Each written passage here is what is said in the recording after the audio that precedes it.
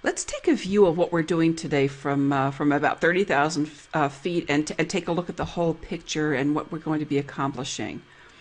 And let's see here. So, the first thing we're going to talk about is what's a webinar. We're going to talk about the what is, why is it a webinar, and we're going to talk about live, evergreen, and selecting webinar platforms. But what is a webinar? We're going to talk about different types of webinars because there are different things that you can do using webinar platforms. You can use them for training, you can use them for meetings, and you can use them for sales.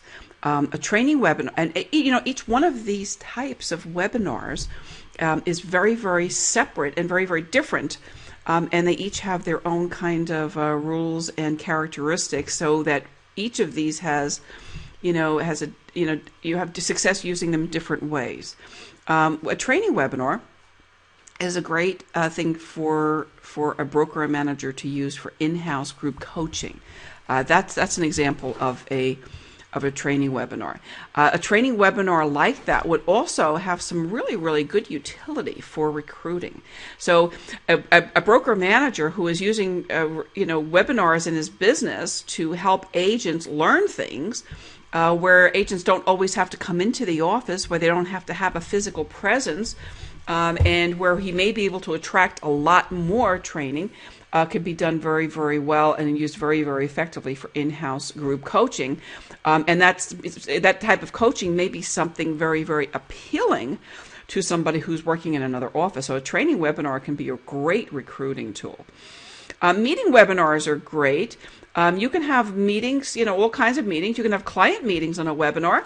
You can use GoToWebinar or GoToMeeting to present offers. I can't tell you how many times that I was working with sellers and or buyers and people were all in different physical locations, sometimes around the world. But people, travel for business. You have people who are absentee owners. You have buyers who are in escrow, who are under contract, who may be out of town, and you have people who who it would be nice, to be able to sit down with them and show them something. Well, you can do that in a virtual way. You don't have to do it in person. You don't have to do it in the flesh. You can have a meeting with clients, and you can go over a contract. You can put the contract up on your screen, share that with people, and and go over the points and be very, very clear about that. I think that's a much better way than working with email and other ways. I think that's terrific. You can do presentations by webinar. Goodness, years ago I was using this to do listing presentations. And when you have out-of-state owners, that's a terrific way to do it. It's much more personal. You have an ability to interact, to talk to people, to hear what their concerns are, to be able to meet their objections and go on. And you can have a conference on a webinar. And with some of these webinar platforms right now, you can have a conference and have everybody's face up on the screen. One of the ways of doing this too is having a webinar using Skype. Skype is for small groups, for meetings and for these small conferences and masterminds even. Skype works very, very well. And Skype is for that type of meeting is very, very inexpensive. So it's great for conferences. And then, of course, we've got the sales webinar. Now, this is the one that we're going to focus on primarily today. We will be talking about the others, but for the purposes of Webinar Fever starting out, and for the core training, we're going to be talking about sales webinars and how to use the sales webinars. Again, we're talking about using webinars to engage with people, to reach out and help alleviate their pain somewhere. What kind of pain are they feeling? In real estate, I think a lot of people right now are feeling pain about financing. They have credit issues. They have problems. Sellers have problems because a lot of sellers are underwater and they owe more on their house than their house is worth. And of course, you have lots of new things that are happening. You have trends. So having an educational type of an outreach program that of course is part of your marketing program is what I refer to as edu marketing, and I've got that in bold on that mind map because I think that is really, really key, and that is really where the focus of my attention is for this program. Product creation is another thing we can do with a sales webinar. Again, you can take the webinar and you can repurpose it after the live event is finished. Now, this is early on a Saturday morning. We're creating this live webinar. At the same time that we're creating the live webinar, I am recording it. And when I have finished recording it, I'm going to be doing some other stuff with that recording, and you can do this anywhere. So we're going to talk about other niches and some advanced techniques about working with this material. And I'm also going to be talking today about actually converting this to another kind of webinar altogether. The other thing you can do with webinars is also create bonus material for other stuff that you're doing. And one of the things to do as part of a sales webinar is wrap it up in a package, kind of an offering of information in different modalities for people to read.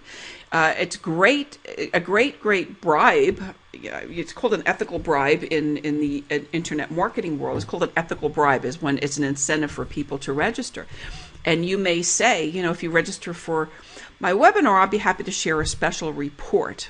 What you want to be, to pay attention to when you create a special report or offer that is make sure that the subject in the special report is something that corresponds to the subject in the webinar that you are offering.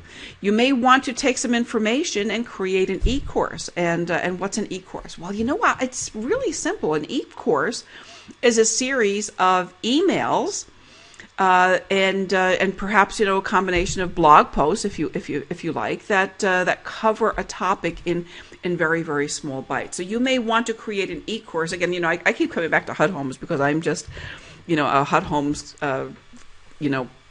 I have a HUD Homes passion, but you may want to create an e-course on how to buy a HUD home. What is a HUD home? Who can buy HUD homes? What are the timelines? What do you need to have before you buy that? In a series of emails that may be actually linked to a blog post or a video, and then schedule those emails to go out on a once a day over a week or so, or maybe every other day, and then call it an e-course. What it is it's a drip autoresponder system, and that's what we used to call it. We used to say we have a drip campaign, and an e-course is a really a nice euphemism for an email campaign that contains valuable information that people will use to help them understand how to do something better. How to maybe how to buy a HUD home, or how to stage their homes, or maybe how to sell their homes on their own. I think that the e-courses and campaigns around FSBOs is really exciting. I think, and if you if you hang with me for a bit, you're going to see some really fun stuff happening around FSBOs, and I'm going to be taking all of this information and doing some really, really fun stuff with FSBOs in the near term here. I love FSBOs. I used to love them as a realtor when I was a realtor, and I still do. You can create a video series. So instead of just having an email that contains the information, you may have an email that has a link to a video that has a small webcast of you, or a small video of you just talking about something for 60 seconds or less or more, but under 2 minutes. But that kind of video series is very popular. You might also offer them a free consultation with you if they attend, and of course a consultation is something that gets you on the phone with them or in person with them, and helps you connect offline in a very, very meaningful way. We're going to be talking about why a webinar is important, and why a webinar is good is because a webinar is something that really, really is makes people think of attending. It's an event, so there's a different thought about that. than there is, when there isn't not an event attached to it. So people, make put something on their calendar. They make an event. They make a commitment to attend. And when people are making that kind of a commitment, they're giving it a lot of attention. We're going to be talking about live webinars. Okay, live webinars happen in real time. You've got, you have video and audio. You can see the screen. You can see a screen, and you can hear somebody speaking. When you see the screen, you can see the presentation, and sometimes you can also see the presenter. The audio it happens on the telephone or on the computer. If you're listening to this live, I've given you a choice with GoToWebinar of listening to this on the telephone using a telephone number that GoToWebinar provides, or by VoIP on the computer. As a webinar presenter, you should understand and you should know that when people have, an opportunity to do one or the other, that a telephone is the type of audio receiving instrument that really works best.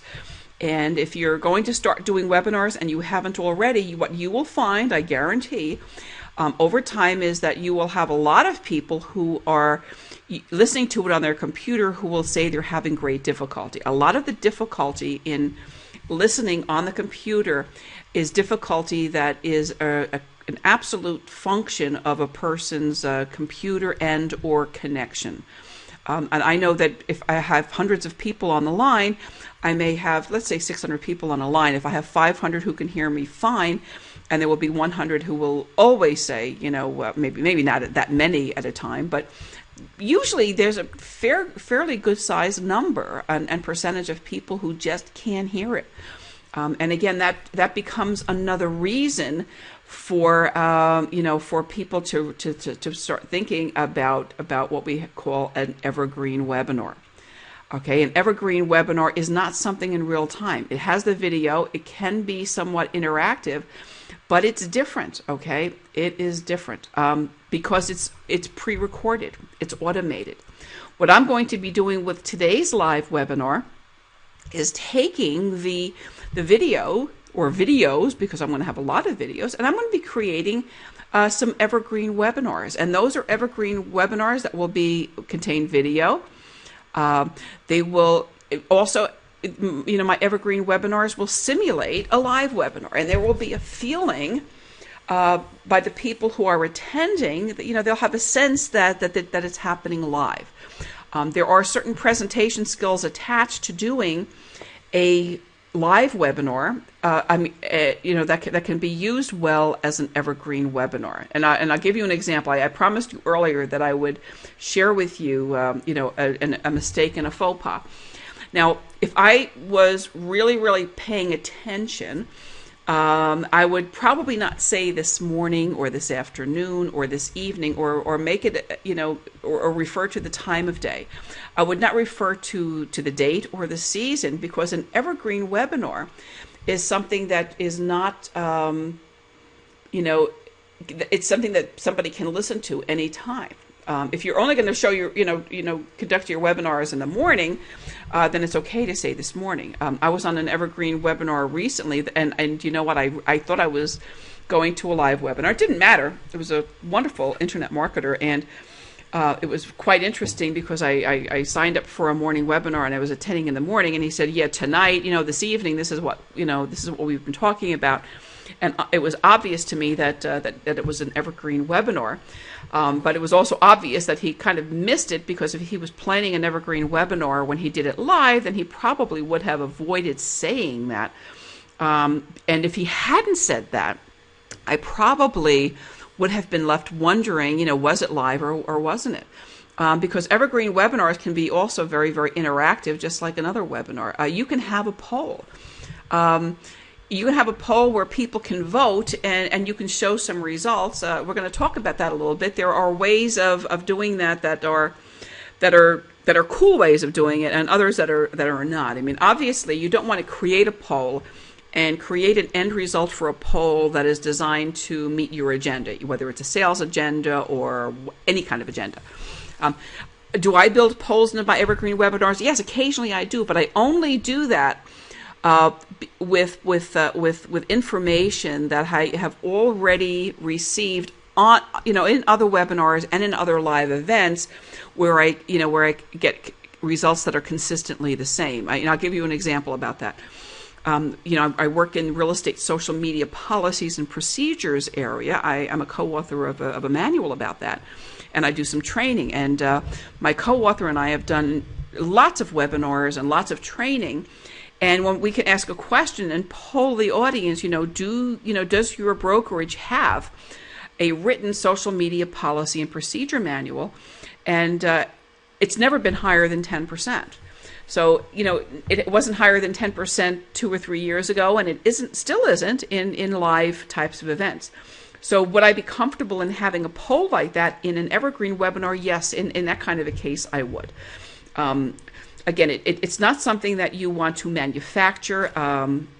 You want to use that judiciously. You want to be smart about it. You want to be honest. But I think that's a kind of a neat thing to do. Chat. You can have an interactive chat on an evergreen webinar, and we'll talk about that. I've actually monitored my chat, and I'll show you how, because I'm going to do a whole couple of pieces on evergreen webinar. I have actually had real-time exchanges with people who were sitting on evergreen webinars that I had, and then establish relationships with them. There's no voice, no voice on an evergreen webinar. You can't, jump in the middle of it. You can't, involve yourself in live, in real time on an evergreen webinar, because it's video based. So you should know that. Selecting a webinar platform. We'll talk about some different webinar platforms because there are different types of webinars. So for live webinars, what do we want to think about? What do we recommend? What do we talk about? I'll tell you what I think. And I'm going to add one here too. Hold on a second here. I'm going to add Skype, and I'm going to add one more here. I'm going to add Yugma. Okay. One of the things I like about the mind maps is that in the middle of a presentation, if something occurs to you, you can just make a change on the fly. You can't do that with a PowerPoint presentation very, very easily without going back, and that's a little bit more of a commotion. That's one of the reasons I like my mind mapping. So let's talk about live webinars here for a second, and what I recommend and what I think you should take a look at. I think GoToWebinar is really good right now. They certainly had their challenges for some years with technology. It was very, very spotty. It was really not very, very reliable for a long time. I was very disenchanted with them, but they really have come a long way. One of the nice things that they have going for them right now is it's called HD Faces, where you can actually have the picture of the presenter, not just a picture, but a live view with your webcam while you're presenting.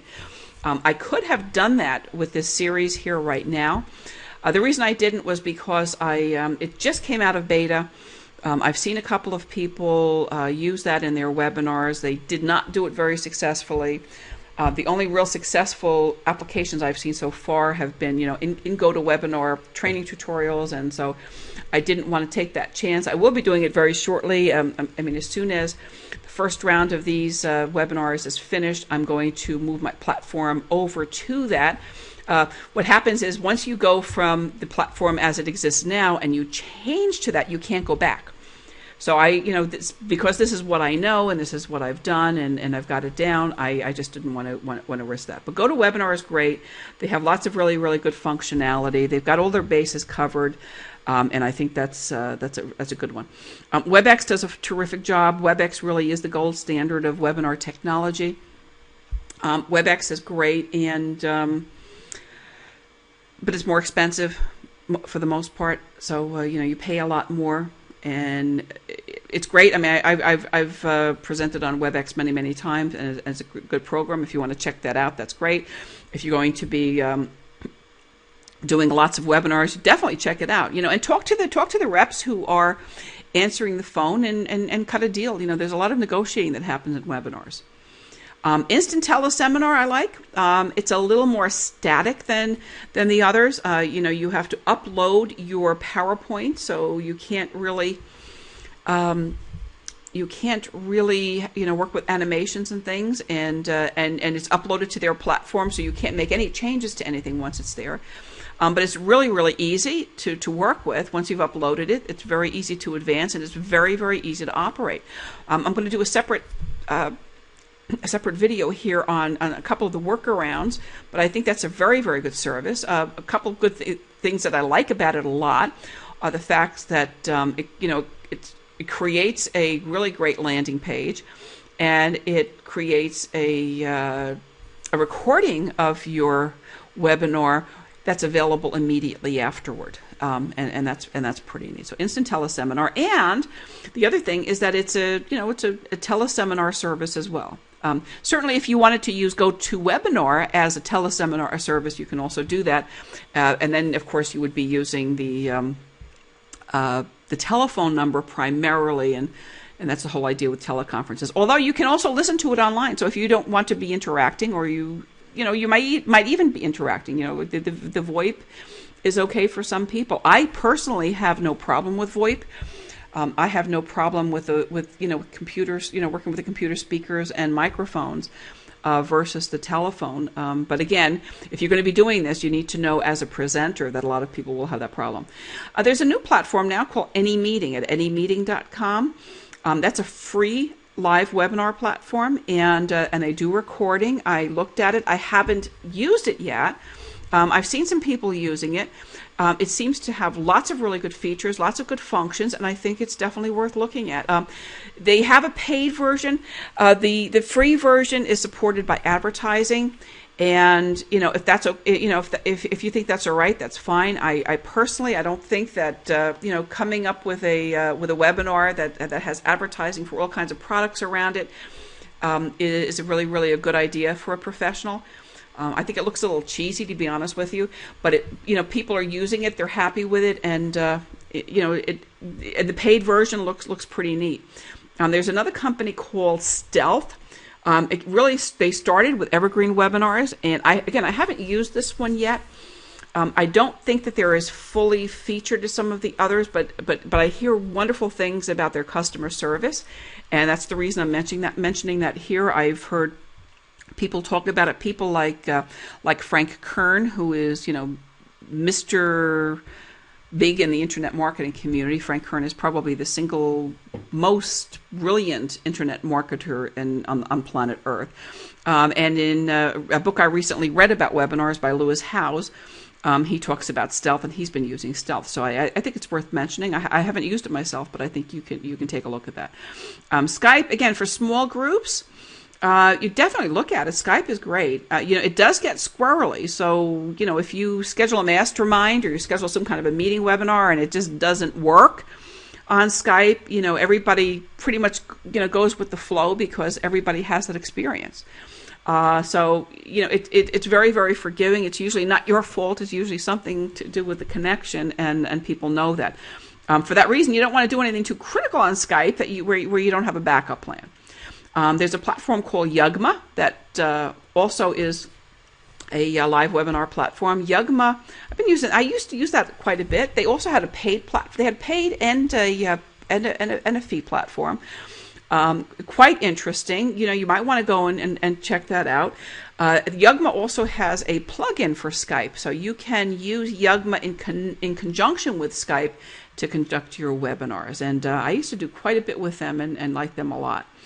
There are some that have just come off the market and either been bought out by somebody or just not worth talking about. There are, the other thing about live webinars is there are a lot of companies that offer webinars right now as part of multi-level marketing programs, and most of those, to be honest with you, that I've looked at, I don't like. I don't like the features that are that are attached to them. Some of them may be very, very easy, but they're really not as robust as the stuff that I look at. So when they're part of a multi-level marketing plan, I tend to stay away from them. The features that you want to look at, or what kind of presentations can you give on that? If you want to be able to use lots of different types of presentations, you're going to go with something like GoToWebinar. If you want to go on the live web, you're not going to use somebody like Instant Teleseminar, for instance, or some others. So take a look and see how featured they are. What do you want to do? What kind of presentations do you want to give? And take a look at that. If you want to go live on the web, it's going to just leave certain people out. So take a look and see what the features are, and what you want to do. Take a look and see what their registration procedures are like. Some of them will build a list for you and give you a list of registrants and give you a list of people who attended, tell you how long they attended, and then collect other information. GoToWebinar will do that. It will collect the information from the survey that you put out. It will also collect any engagement that happens when people are online. So when you pull up an Excel spreadsheet after you have completed a webinar, you will get the person's name, you'll get their email address, you will get the results of the survey that they filled in. You will get any text transcripts of chat that they've had. And also, if they have responded to polls that you've created, you will get that as well. I like to be able to work with integrated cross-channel features in my webinar. I'm just tired. I have grown weary of working with a million channels. Working with multiple channels, multiple communication channels is not the same as cross-channel marketing. Working with multiple channels means you have more stuff to do. It means you have more technology to keep track of, in many cases, more technology to pay for. And if the technology doesn't talk to each other, it's a pain in the neck. So I have really, 2011 and 2012 have been a time that I've come together and really, married my technology so that I'm working with fewer platforms, but the technology talks to each other. In terms of the webinar, it's one of the reasons I'm working with two autoresponder systems, Aweber and Instant Customer. It's because I can take my Aweber account, and I've been collecting registrations, from GoToWebinar, and I can do it in one process instead of two.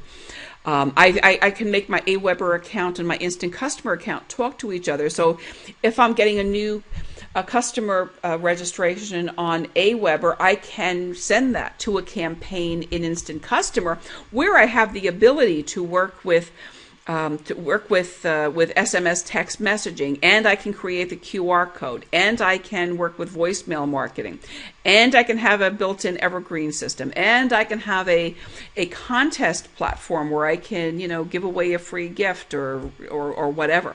So having integrated cross-channel features to me is very, very important. If that's not important to you, then almost anything works. But the choices that I've made in my technology, the technology that I'm talking about on blogmotherfran.com, everything that I talk about really has an eye to marrying technology and to making technology work and talk to each other, one channel to the next, to make it easier to build your business, to collect registrations, to build a list, to communicate with the people on your list, really to connect with them, build their trust, build your credibility, build your expert authority. And at the end of the day, have them, engage with you in a transactional relationship. Buy something from you, sell something through you, hire you as a consultant. If you're a vendor and you sell something else, people will be buying. So it's a matter of establishing a relationship and enough trust that those are people who want to do business with you. And I think that's accomplished much more easily with a cross-channel system. And then, of course, finally, and last but not least, are evergreen webinars. And I've got two different evergreen webinar systems. I had Evergreen Business Systems first. It's a really neat system. I'm going to explain them both to you.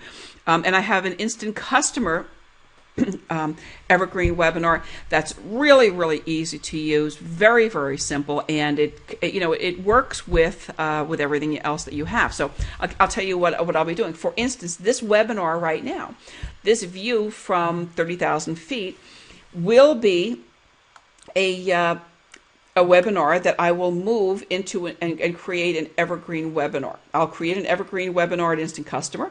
I'll also create an evergreen webinar at at my EBS system here.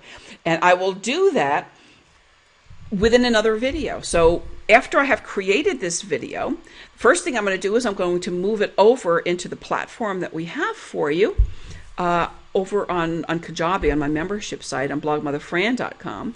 Then I'm going to take that same video, I'm going to create an evergreen webinar, I'm going to create a landing page, I'm going to create a campaign around it, and I'm going to do that in a way that you can look over my shoulder and you can see exactly how I do that every step of the way. Meeting webinars are a way you can raise some cosmic dust in your market in a way that never seemed possible before. You can bring people together virtually who might never come together in person. There are lots of ways of doing that. Let's take a look at a different number of ways we can use meetings in real estate and create meeting webinars. Franchises use meetings to talk to franchise owners across very, very large areas, across the country, across the continent, around the world, in a region. A webinar is a great place to bring people together to talk about common goals, common strategies. It's a great, great tool for a franchise. A brokerage can use online meetings when you have a multi-office situation. Bring together managers, bring together department heads, bring together staff and independent contractors. Within a brokerage, have a sales meeting. Not all real estate agents can come to sales meetings. People have really, really conflicting schedules that don't make it real possible to come together, and webinars make that possible. Agent teams, it's the same thing. Agent teams, you've got different people responsible for different things. You may have them located all around town. Being able to have a virtual meeting where people can stay in their own office or do it from their own home office saves people time in travel. Half an hour each way in a car to go to a meeting is an hour that people have to carve out of their day. There are just so many times that you can do that and not really cost people productivity and ultimately hit the bottom line. So working with webinars in teams is a real great idea. You can create an advisory group. Think about an advisory group with people in your market, people in your geographic market who may be able to help you, reach out and reach more people in your demographic market. It's a real great way to share intelligence, share information about the market with an advisory group. And an advisory group can meet online. Create a roundtable, talk about best practices about any area of your business. Create a roundtable and have a discussion about foreclosures, have a discussion about short sales, have a discussion about the best practices that are happening. Create those roundtables, pass the microphone around from one person to another. Share. You can do that much more easily, much more frequently, and in a very, very rich manner with webinars. Create seminars, in-house seminars for agents, in-house seminars and trainings for your other groups. Again, do that in a meeting format. Customer education. When you're doing this in this kind of a format, that's different than a sales webinar. When you're creating customer education and having meetings, you're inviting a very, very special, rich type of interaction with your consumers, with those people who you're bringing into your business as prospects and future customers that you were never able to do before. In a way, you were never able to do it, and do that virtually. Very, very rich way of working with webinars. Let's take a look at a team meeting cycle and an example of how this meeting webinar can work in a real estate team. So we've got a couple of agents who have a team going. Let's call them Jill and Jack, and Jill and Jack are going to schedule a meeting later in the week with their team. They've got some listing agents, they've got some buyers agents, a couple of transaction coordinators, and they're going to be meeting later in the week. They may even invite their VAs to come in. They've got a couple of those. Jill and Jack are going to put together a detailed agenda, and they've they're working with a team that's a very, very busy team. Three of the members of that team are on the road right now. One of those members is out of town at a conference, and that person is going to attend via an iPhone. I'm sorry, or an iPad or an Android tablet. So that's pretty cool. One of the members of the team is going to register with his iPhone, and another member is not going to be able to attend, but he can catch it on the replay because everything is going to be recorded. Jill and Jack are going to assign a password for the meeting. There are definitely some things they don't want to be sharing with the world, or necessarily with other people who have access to other rooms in their meeting space there. So they're going to record that for their team and ask people to use a password. They're also going to upload documents for review prior to the meeting. Every member of the team has an opportunity to review those documents and then post comments below the space in the collaborative meeting area so that they can start getting on the same page prior to the meeting. During the meeting, the team leader is going to present a PowerPoint with a succinct outline of all of the major points, all of the points he wants to talk about, and then team members are going to share other documents in the meeting space. So people who have information relative to the projects, germane to the task at hand, will be able to share that. They're also able to add additional people to the space during the week. They may invite some other people in. There may be a lender who is going to be joining an open house promotion and be available at an open house to do some pre-qualifying. Maybe has a team to do that as well. They are able to schedule recurring meetings. Maybe they have just figured out that would be a very, very cool thing to do, to have recurring meetings at the same time every week, and they can do that very, very quickly. All members have access to the recordings and the files, and they have access on demand. So the entire recording of the meeting is available. If people want to listen to it again, listen to a certain part of it, they can do that, and they can download those files again. Team members who are working on a project, who are working in Excel or working in Word or working in another document, may have some thoughts as they're working on it. They can start an instant meeting and jump right into that collaborative meeting area right from those documents, right from within those documents, and start an instant meeting with another person on their team just like that.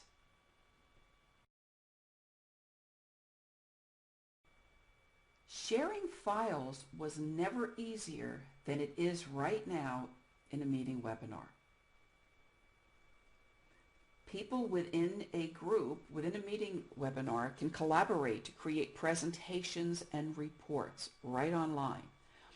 You can create a file in a media library. You can create an entire library of materials that people on your team can use, that you can take out of the file at any given point in time during a meeting webinar to present to the group, to review with the group, and to work with.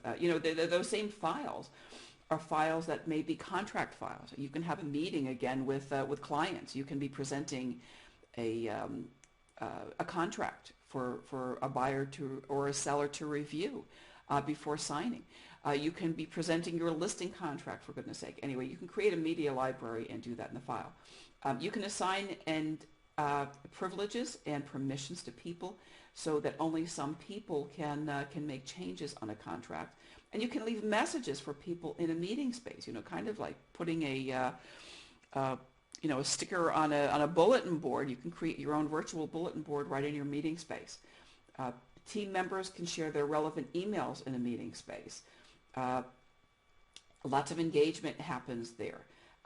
People with a high level of permission to run the room, a room monitor, a virtual room monitor, can have a list and create a list of people who can share certain materials.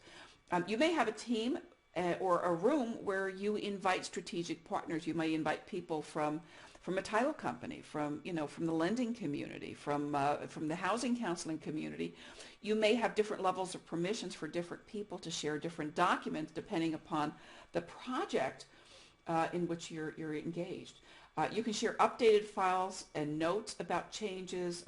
Final files can contain history notes. You can lock them. So file management in a meeting space is very, very great. And the other neat thing that's very, very neat with the way the technology is emerging is the way that you can use mobile applications in webinars. And people now, are signing in and attending webinars on their smartphones. They're using the iPad to attend webinars on a lot of platforms, and they're using the Android tablet. So mobile applications are bringing people together. You can have your meetings, with people all over the place, and they don't even have to, be sitting at a computer. They can be working someplace in a remote area using a mobile device and still be able to participate, still be able to see what you have to share, still be able to review documents and do all of that type of interaction right from their tablets or their smartphones.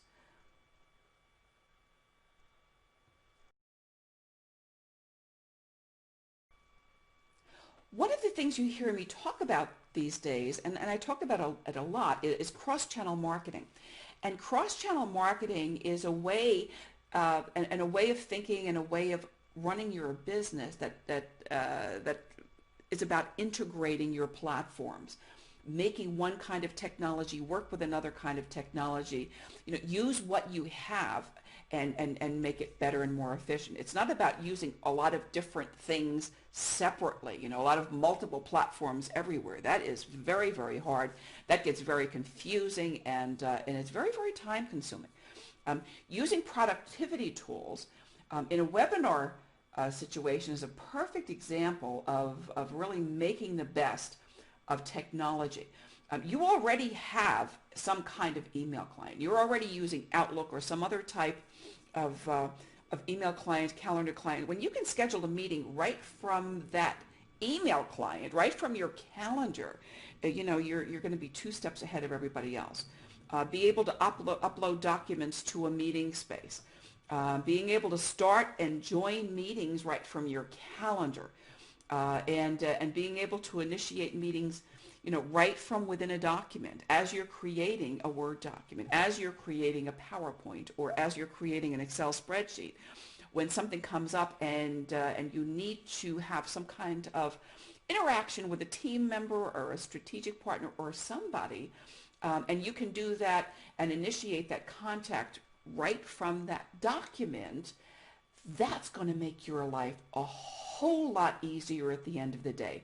When you're making it easier, when you're working more efficiently, when you're able to be more effective, that's when you see dramatic results in your business. And that, ultimately, you're going to see dramatic results in your bottom line.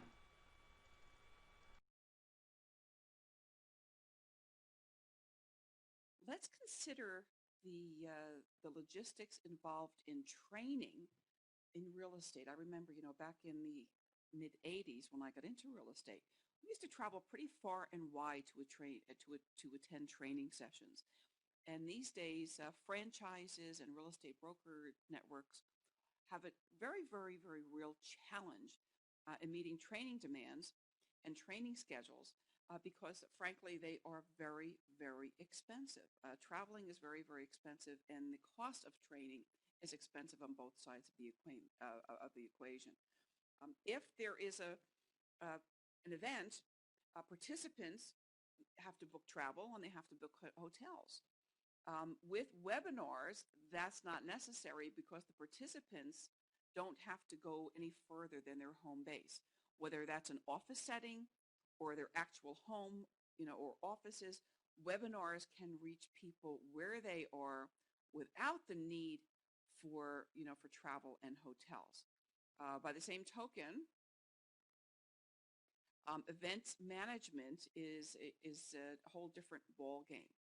Events management, of course, is something that comes into play when there's a training, and in the old days, and in present day, when there is a live training, there are a number of logistical factors that you have to consider, and costs. Certainly not the least of those is booking a training facility. And whether that's a conference room or a ballroom or, a room in a hotel and other facilities, that involves a very, very great deal of money. There is the cost of audiovisual equipment. There may be additional costs for technical support connected with that, involved with the setup, involved with maintaining that, involved with making sure that it runs okay, and having somebody on hand to troubleshoot. There is a cost of meals and refreshments. When people are, attending a training, they get thirsty and they become hungry, and there are meals to take care of. And whether the organization is responsible for that or the attendees, there are still costs involved. There is also the cost involved with office supplies, with paper, with all of those consumables. There is a great, a good deal of cost involved with Wi-Fi access in many places around the country, and there's work and cost involved with follow-up after the event.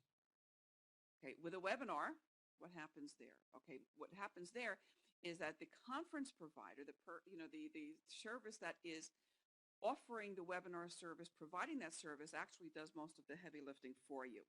The conference provider will have a function that will help you reserve the participants' time. It will send out invitations to people on your list. The conference provider will collect registrations, which are the RSVPs, to make sure that people will be attending. You'll be able to keep track of that. You'll also be able to see, who has attended and how long they have stayed. If you are charging for your event, the conference provider, in many cases, has a payment solution. In some cases, that's a payment solution that's an e-commerce solution, and in other cases, they will, arrange for check delivery. Conference provider often has surveys and will often provide follow-up as well.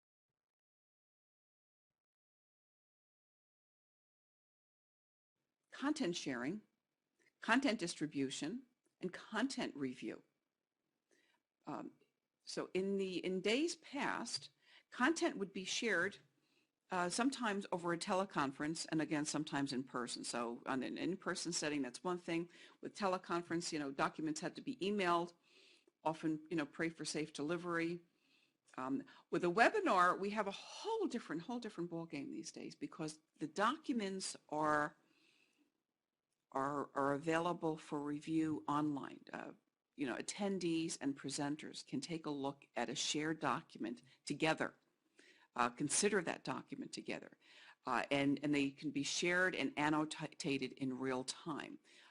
In some of the more advanced platforms, and certainly in WebEx and a couple of the others, you can have a group of people working on the same document in a collaborative working space, and sharing documents that way. It's much more advanced these days. Recording of the event. In the old days, you might have had an audio recording, some transcription and notes attached to a teleconference. I didn't see a whole lot of recording of live conferences, certainly. That was just basic note taking. But right now with a webinar, one-click audio is pretty much the rule of the day, and that is the state of the art. So you can have a webinar, set it to record, and shortly afterward, have a button to be able to access that recording and review it on demand 24/7. Some of the alternatives to hosting it on a conferences server is to download it to your own, and in most cases, you can do that with great ease. And then last but not least, let's talk a little bit about the psychology of online training.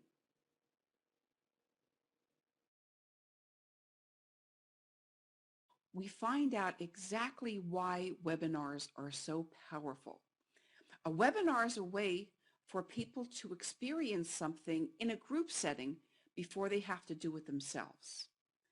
The intimidation of doing something new is greatly reduced when people have the opportunity to walk through something on a trial run with an expert without the fear of making a mistake.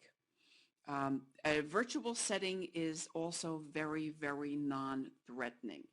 A lot of people are just basically more comfortable interacting in a virtual space, and that can be easier than having people stare at them when they raise their hand and ask a question. People learn from other people's questions. If you have 10 people in a room, 9 people may have the same question, and answering that question for one person answers it for everybody. So it really does, scale training. The other thing that's really, really worth considering is the fact that a long session doesn't keep everybody very, very focused for a long time. It takes tremendous skill to keep everybody, on the same page, to keep everybody totally engaged in a discussion over many, many hours. So a webinar gives you an opportunity to have shorter bursts of training, and you can do that on a regular basis with frequent training sessions, and that gives you a better shot at keeping people focused. And it also lets you keep everybody in the loop at all times. Again, you don't have to have everybody there at the same time necessarily, because you have recording functions, because you have the ability to go back and revisit the training. Also, going back and revisiting training after you've already been through it, enhances and expands the a participant's ability to retain information that they heard the first time.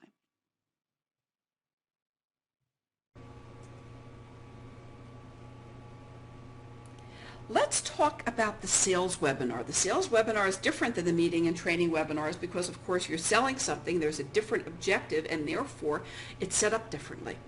And there's some great training about this at any of the places where you're going to get these webinars that I'm recommending. At Instant Customer, there is an enormous amount of training and support on the back end for doing sales webinars well. At Evergreen Business Systems, there's some additional support. Over at Stealth, there's support. So there's some great stuff, but let me just distill the essential components of a sales webinar. And let's talk about structure first. And whether you're doing the seminar alone or with a guest or the webinar, what you want to do is you want to work with 3 promises. Webinars work really, really well when you work in 3s. Make 3 promises and find 3 big problems that your customers or clients have. So make 3 promises that will take care of 3 big problems that your folks have. You don't want to do too much because you don't want to overwhelm them. So 3 promises that take care of 3 problems, and do as much of that with storytelling as you can. There's not, you just can't. I can't emphasize that enough. Do things in parables. Tell them in stories. Talk about the problems in terms of real people. If you had the problem, talk about your problems and how you overcame them. If your clients had a problem and overcame the problem, talk about it in terms of real people, in real life stories. Don't speak theoretically. That's a very, very essential component of having success with a webinar. I had a great training over at Instant Customer with Mike Koenigs, where he actually likened it to a 3-act play. He said the story structure of a webinar should resemble a 3-act play. Talk about the problem. That's the enemy, the failure, the struggle. The revelation of what you could do, the solution. Be the hero. And then talk about the results, and then offer proof about that. That really is what distills a successful webinar, the components. And then 3 to-dos. You tell people what you want. Say, here's what I have. Here's the product. Here's what it will do for you. That'll tell you what it does. And here's what I want you to do now. Send them to the page. Send them to the button where they can buy it. Send them to the link where they can get more information. So, those are the 3 most important elements in getting to a close. Here's what I have. Here's what it'll do for you. And here's what I want you to do now. And again, that's the, the essence of a sales webinar. There's lots and lots of good stuff at the back end of all of these places, and we'll be talking some more about this in some bonus material we have coming up soon. So keep your eyes open, and we'll take that to the next level. Let's get to it, and let's actually start a webinar. We're going to create our webinar on GoToWebinar.com. I'm going to log in. I have a separate training account here so that I can do this and not compromise anything that I have cooking. I am working with a number of clients, and I'm doing some work with them, and I don't want all of that information spread all over the web, because what you're going to see here is just, again, a look inside. So here we go. Here is a look at the behind the scenes GoToWebinar, and this is my little new training account. All right. So we're going to create a new webinar. Now you see here at GoToWebinar, you can create different kinds of meetings and webinars. And we're going to create one from the start, right from start, and I'm going to show you how to do that. And then I'm going to show you, how you can go over there and get some other information. GoToWebinar, one of the reasons I like it as a platform and a company is that they have an awful lot of really, really neat videos and tutorials. And those videos and tutorials are very, very helpful. So I'm not going to reinvent the wheel. I will show you where to go and get those. But in the meantime, I want to start a webinar, and we'll start one and show you exactly how easy it is. So it's I'm going to time this too, and we'll see exactly how long it takes. So we're going to schedule a webinar. We hit schedule a webinar here, and the first thing it asks you for is a title and a description. Now, if you have other things that you've been doing in other webinars, you can actually kind of reload them and just recreate them. But we're going to call this one. I'm going to call this one 10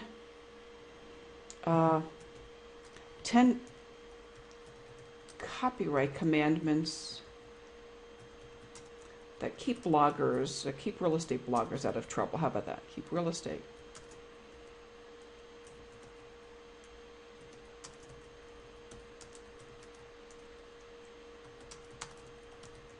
Yeah, blogging and copyright don't really mix very, very well in real estate, and that's one of the trainings I do.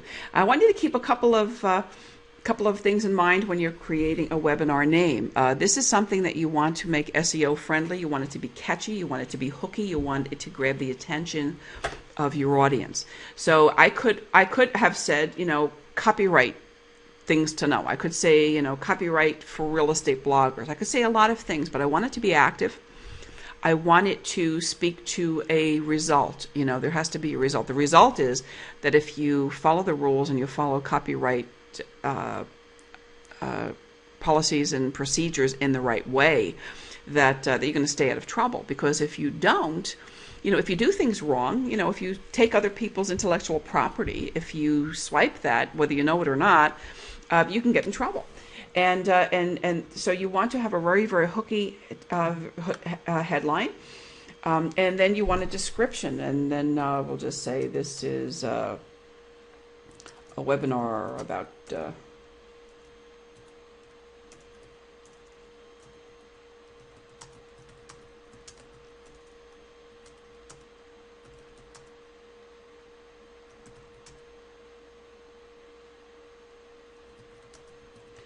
again, that would be a longer description. What you want to do is what you'll have is a planning guide. I'm going to give you a worksheet and a planning guide that will let you plan all of this in advance.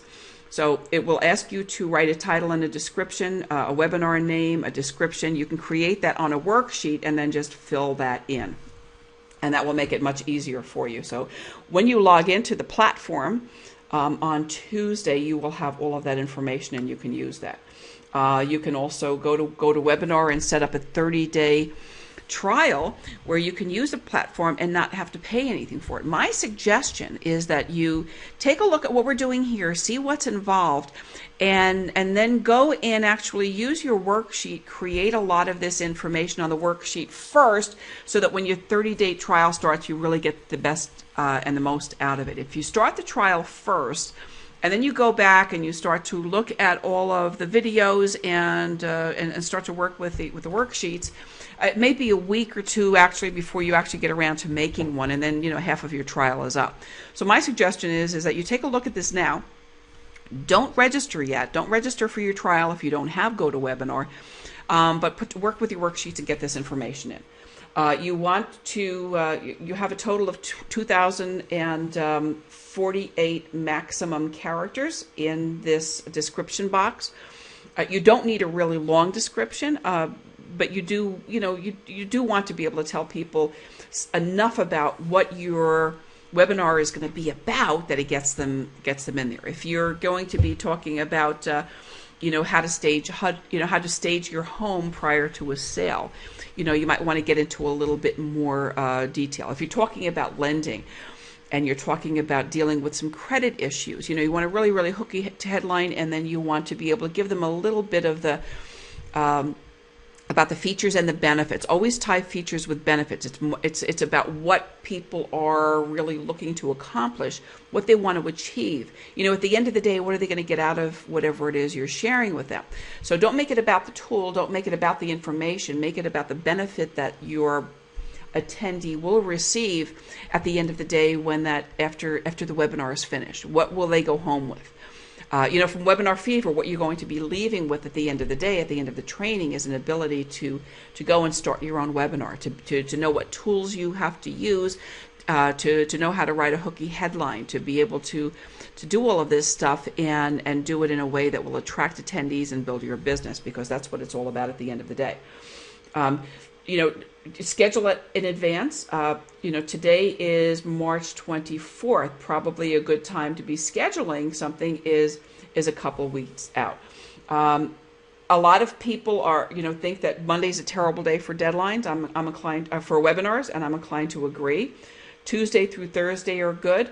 I hear some people saying Friday's terrible. To be honest, I like Fridays. I also like Saturdays. But you take a look at your audience, connect with your market, find out when people would like to attend a webinar. And remember that, a live webinar is very, very good. So we'll just say April 11th. How about that? We'll say this is going to be April 11th from 9 a.m. to 10 a.m. And we're going to schedule this Pacific time. You have an opportunity here to establish a recurring webinar. You may want to establish a series of webinars, and if you do that, then you will have an ability to share links and sign-ins that people don't have to get confused about. In the old days, it was very, very hard to do this when I first started doing webinars.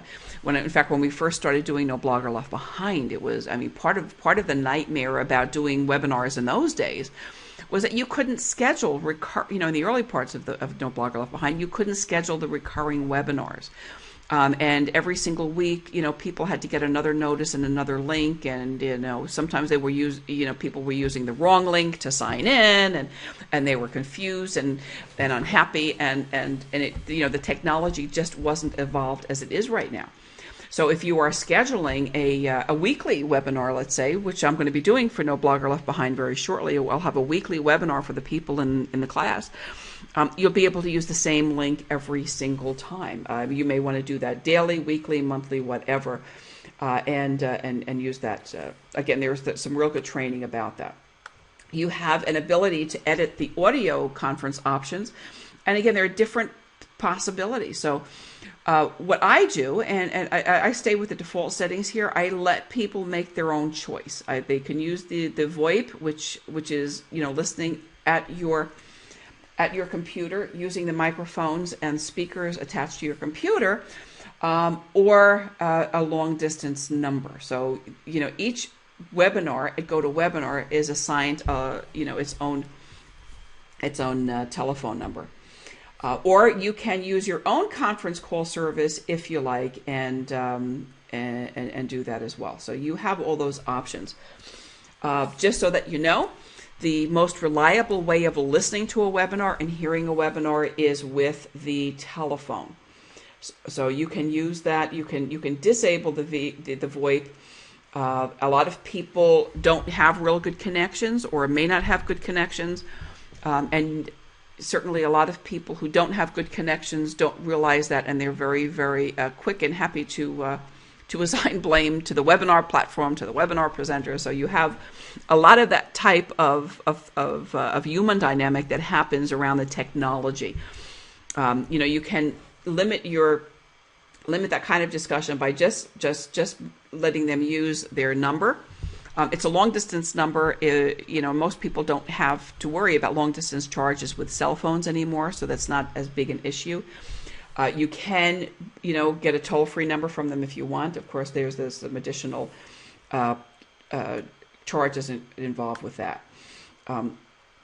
Panelists are a really great idea. Panelists, if you want to work with panelists and people, I've done this, and I'll be doing a lot of this moving forward again.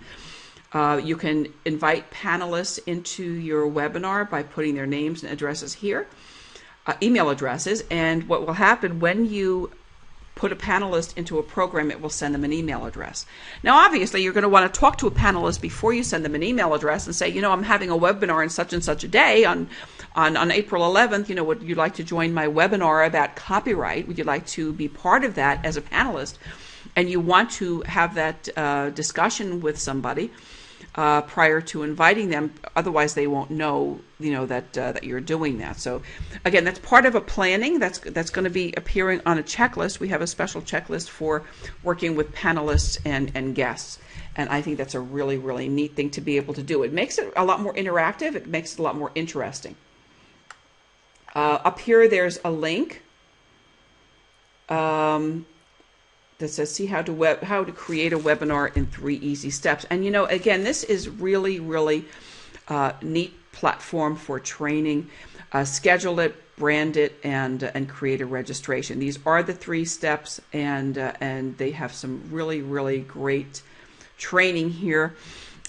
My suggestion is that when you do activate your free month of subscription, that you go in there and you do their little technical training and get up to speed on that, because that's very, very helpful.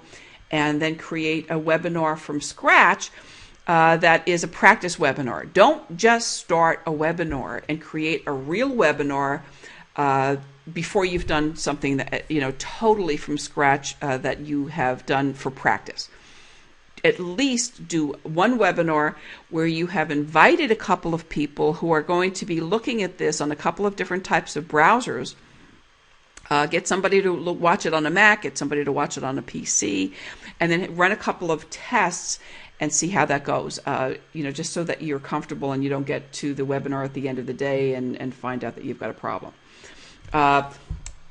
Branding and theme, you can upload a logo here for yourself. I'm not going to go through all of this because it's very, very simple. You just click on the link, you pick a file from your computer, and you upload it. The logo image can be up to 400 by 200 pixels. You can choose a theme image. There's no image there, but you can upload an image here. It will appear in the right-hand column of the registration page. And then there's a webinar waiting room. You can fill that in. You can change the color of the waiting room. Your logo will appear here. You can have another custom image, and you can have a picture of yourself as a presenter. And then when the webinar is starting, and before you actually start your presentation, it's a page that holds people's attention, in the moments preceding the actual startup of the webinar. So you have a great deal of an ability to customize that, and then you can preview the theme, you can preview the waiting room, you can see what it looks like, and read that. And then, of course, if you see anything that needs to be fixed, you can always go back and you can change it. because everything that you've done here is editable. The registration, very, very important page here. Okay, and it's important because a lot of the default settings on this page are settings that you probably want to disable. It's an important rule of thumb to know is that less is more relative to registration. The more information you ask people for, the fewer people are going to come and actually register for your webinar. People don't want to give you a lot of information. The most you want to ask for is their name and email address, and sometimes you only want to ask for their email address for a webinar.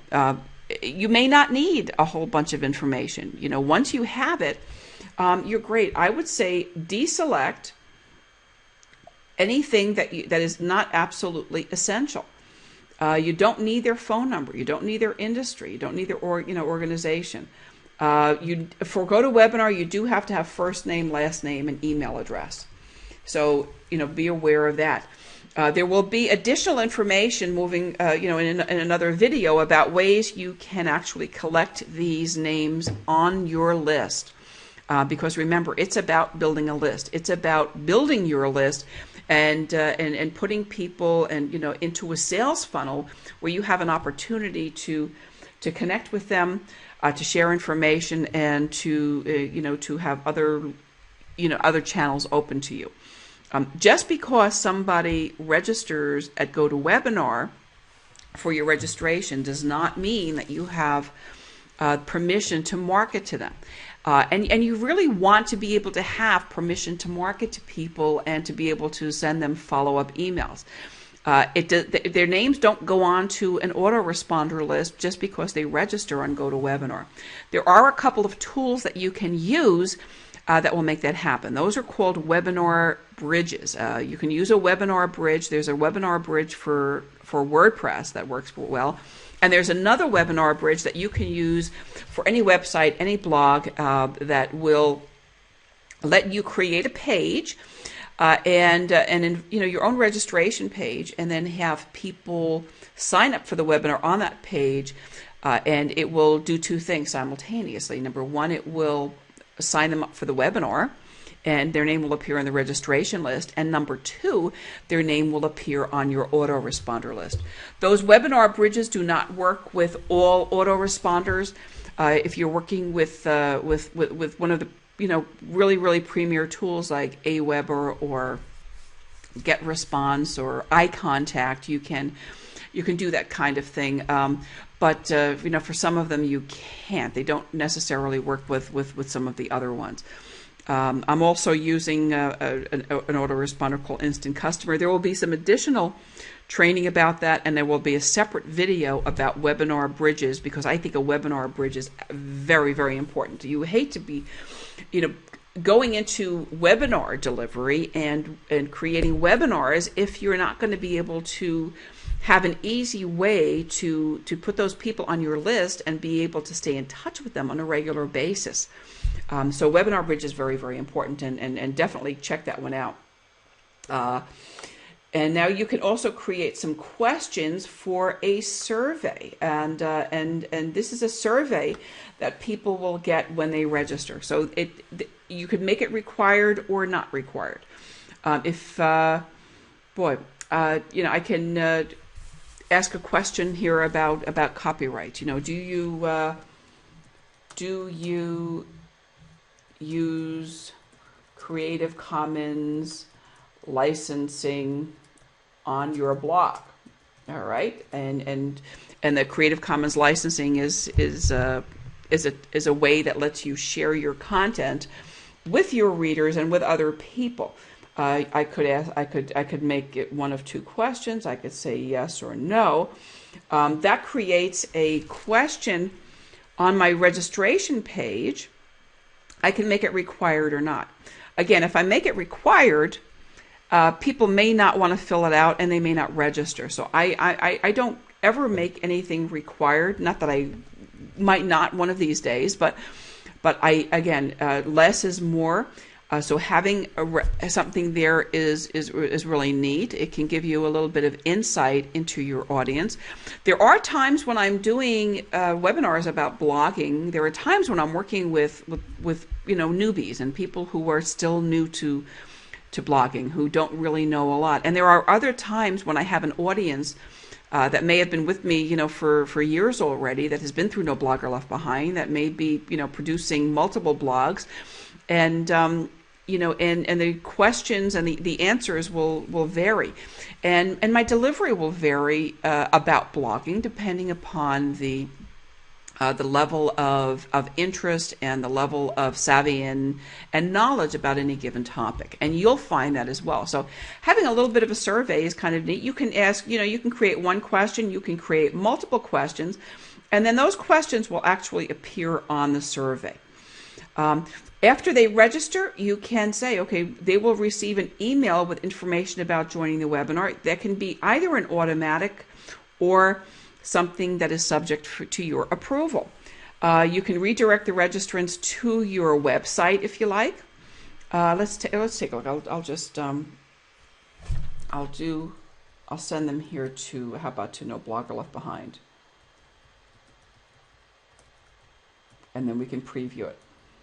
Now, why would you want to approve somebody who's joining your webinar? Well, one of the reasons you may want to approve somebody joining the webinar is if you're doing something to engage an audience. You may even have some interaction. You may be inviting people to chat with you. You may be doing a lot.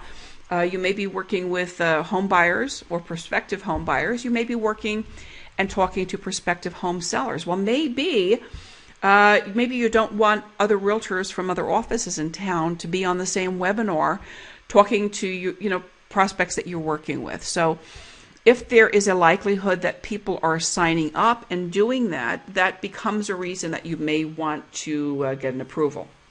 I think there's another way to handle that, and one of the ways that you can handle that kind of approval is actually you can take a look at your registration list prior to the webinar, and you can remove people from the webinar also.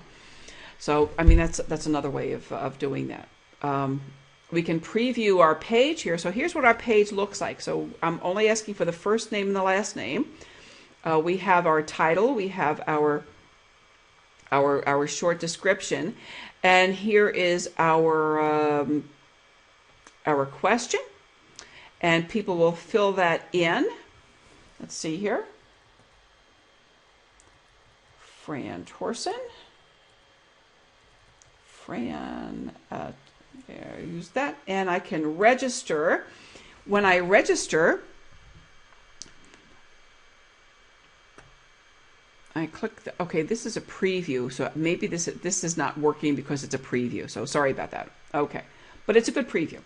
So we close that, and then I can save. What will happen is when I save this whole setup, it will email me the invitation, and here it is right here. So this appears as the most recent webinar in my list. You can go back and you can edit any part of that you like. You can also add it to your Outlook calendar.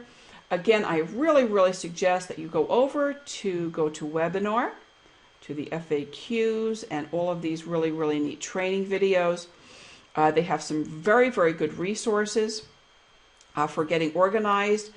GoToMeeting organizer training, Attendee Quick Start. They have some phenomenal stuff here that you can use. The other thing that will be fun and that I'm looking forward to trying when I'm not doing it live, I'm going to do it very soon, is this new HD Faces. And that is a new program that just came out of beta. Let's see. Yeah, this is a pretty neat platform that will let you actually present yourself to your folks with your presentation. And again, this just came out of beta. I haven't seen anybody doing it real well yet other than on the tutorial videos, and I was a little reluctant to do that before I had a chance to test it out myself. So that's something I would like to do very soon. So again, take a look at these videos, spend some time, really look at all of them, and then when take one of those videos and then do it. Do what they say. Do the quick start program. Plan a meeting, present in a meeting, and do that. When you do your 30-day 30-day account, you'll have access to two platforms, actually. One is called My Meetings, and one is called My Webinars. So they're a little bit different. I'm using webinars for trainings. I'll be talking more about meetings again at some point in time in the training here. But for the purposes of our discussion right now, we are talking about webinars. Now that we have created the basic shell for the 10 Copyright Commandments webinar, let's see what else we can do and what else we should do to build it out. Now again, everything that we've already done is fully customizable, and we can go and we can edit, but there are some session settings here, and there's a lot of stuff that is on here that is default that we want to work with. So let's go through them one at a time. And see what changes we might make and why. The audio settings, again, are we talked about that being the VoIP or the long distance. My recommendation is leave this as is, or for both. But if you're uncomfortable, or if you are working with a clientele that's very uncomfortable about VoIP, or that really doesn't know how to use it, and you are going to be hearing more people, kvetching and complaining that they can't hear you, then you probably are better off, disabling that and just staying with long distance, with the telephone number. Okay, if you make any changes to anything, whether you're making changes here or anywhere, you always have an option to notify all of the affected participants of the changes. So if you've had people who have already signed into your platform and they've already received a note from GoToWebinar saying that they can log in and listen to you, using VoIP and telephone method, and you change that, then what you want to do is definitely send them another note back and notify everybody who has already registered that there has been a change. Okay, so that's number one. Number two, we're going back, is going to be panelists. So you can always add panelists later. You don't have to add the panelists at the time that you create the webinar. You can do this later on. So you may decide you want to have a webinar on a given day and then, collect some panelists later. Don't add their names before you've had a chance to speak with them, but you may have people attend after you have done that already. So what happens here is, again, I really suggest you contact them first and ask them, make sure the date is okay, and then of course you'll be having some discussions about their input, and that's going to be covered in the checklist.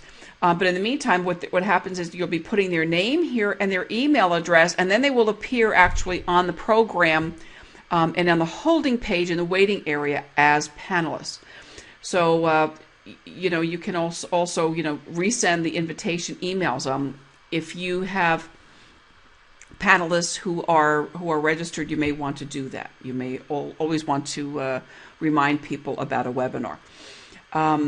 Let's see, branding and theme. Again, this is all stuff that you can change. You can change the logo. You can change the pictures.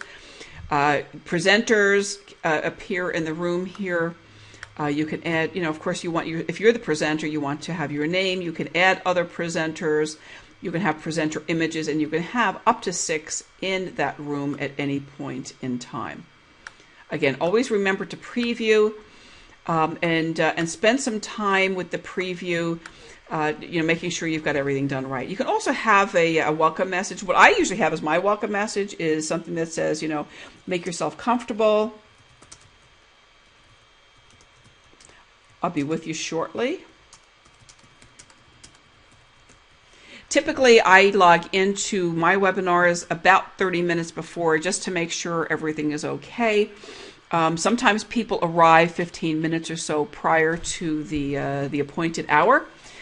People who have known me and attended my webinars for years, and there were many of those folks know that is my that's my MO, and very, very often people will arrive early, so we have a chance to chat a little bit and catch up. So, again, for future reference, if you're attending live webinars, I like to get there about 15 minutes ahead. It's a good idea to do that. It's a good idea to let people know they can come early. It gives you a chance to interact. It gives you a chance to engage. It gives you a chance to speak with people. It gives you a chance to check your audio to make sure that people can hear you. It gives you a chance to hear, what their background noise is like. If you have a small group, and and you can keep it interactive, and you don't have to mute everybody, that's kind of cool, because then you have a very, very interactive presentation. People can engage, and it becomes very, very personal. It's a lot of fun. It's really, really great. I think that's great. And again, 15 minutes before gives you a lot of opportunity to catch up and get to know people personally. Okay, we did that. We're email notifications. Okay, so let's go to email notifications now. And this is very neat. This is one of the neat things about GoToWebinar. Now, I'm going to mention a couple of things about email, because again, this is coming from their platform, and they have emails that are built in that are done for you. You've probably seen them a million times. You sign up for a webinar, and the first thing you get is an email saying, thanks for registering. And when the webinar is over, you get a webinar. We're going to talk about that, because those are all generated by the system. They're all, they're all different. There is some default text, and you can let the system, use the default text, or you can personalize it. And I highly recommend that you personalize it. The other question becomes, do you want to use their emails, or do you want to use your own from your own autoresponder? And again, that's a matter of choice. I like to use both. I'll be honest with you. I really, really like to use both. I like to use a combination. I let the GoToWebinar platform send stuff out. I make sure that it's personalized. And then, because I'm using a webinar bridge that you can see about in another one of the videos here, at the same time that people are registering for a webinar, I'm putting them into a campaign. Now, if they're already in a campaign, and if a subscriber is already on my mailing list and they register for a for a webinar, that's not necessary. Unless I'm doing another kind of campaign on another subject and the messaging is all very, very different, it's not necessary to do that all the time. When I created this webinar and I put the webinar in the platform, let me go over here for a second here, over to Blog Mother Fran. When I created the event at Blog Mother Fran, and also at HUD Homes Fever on the other site, I just put the registration link right here, and that's all that was necessary. So there was no bridge attached to that. That type of registration does not put you onto another mailing list or anything. And again, you created the link. It asks for your name and email address, and that becomes your private link to the event. Each participant in the event has a unique link. Everybody is logged in separately. You can't share the link with other people because it's your link. People have to register independently. You can share it, and depending upon how you set it up with the platform, a number of things can happen. If I have a webinar and I have, Davy Jones appearing as a registrant, and Davy Jones appears as a registrant 20 or 30 times, that tells me that somebody was sharing a link. That might be okay sometimes, and it might be okay on a free webinar. I mean, on a free webinar, I don't know why people wouldn't want to have their own anyway, because they will get, they'll get notifications and follow-ups and so forth and so on. But if I'm doing a paid webinar, or if I'm doing a webinar that's part of a program where people are paying a premium, and I see 20 attendees with the same name using the same link, I'm going to delete them, most of the time, because that's just not a cool thing to do. And And I don't see that happen a lot. I see it happen occasionally, but happily not too much. But that's something that for you to think about.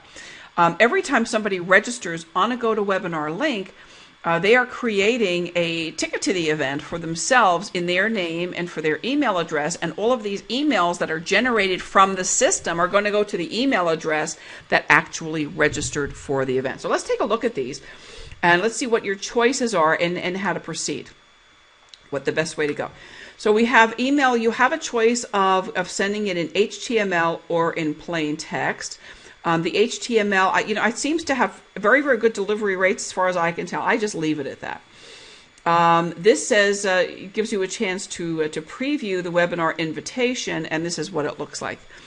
So when the invitation goes out, when they, this is the invitation to register for the webinar.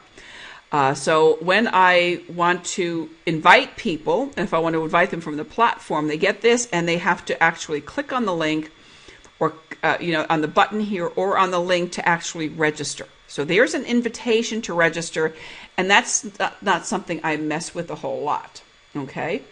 You can also have it email you the invitation. You can personalize the emails, and here we go. And so here we have an email. The subject line is a confirmation with the webinar address. You see that? Okay, that's what that is. It allows 297, or I have 297 more allowed, so 384 max. So you can see that is a pretty big subject line already, and I don't really see any reason to make it any longer than that. Here's how it will read. Dear first name, whatever first name they use on the registration. Thank you for registering. It inserts the webinar link. It says, please do not share this with others. The link is unique to you. You will be connected using the computer's microphone and speakers. A headset is recommended. There we go. So because I registered here with this email address, that remains there. I can add other text here. I can change the email address. I may want to direct questions back to to Webinar Fever. Actually, I may want to create a separate email address that collects email germane to this project, and so that might be something I would consider doing, and I do that on occasion. I can add this to the calendar. Your people who receive this email will be able to add the event to their calendar, and then of course you can preview, and see what that looks like. Now, you also have the ability to choose additional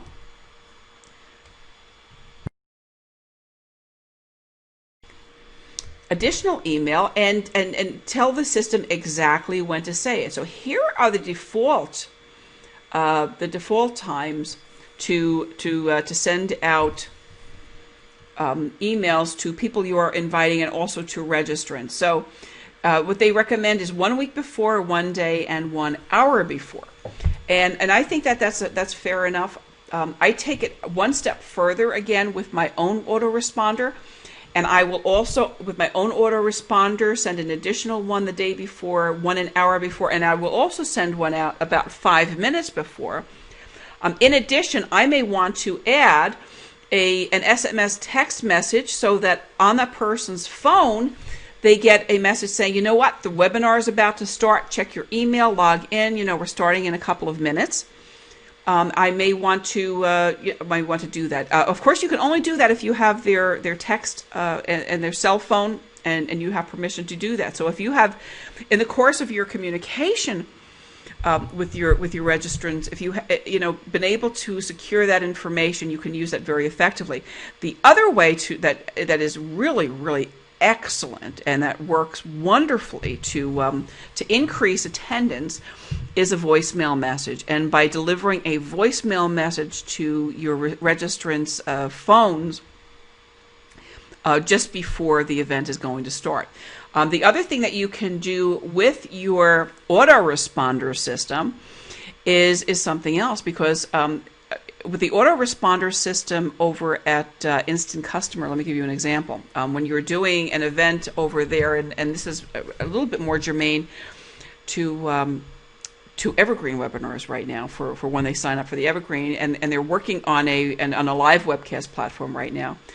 You can actually design that system in such a way that if you have, let's say you have 100 people who have registered for your event and 50 of them show up, well, you can actually have that set up so that if you have a bank of registrants who have not, clicked the link and actually attended, that the system, you can prompt the system and say, okay, if anybody hasn't attended 5 minutes after it starts, segment that group and send them a notice and tell them we're live, come on, don't miss it.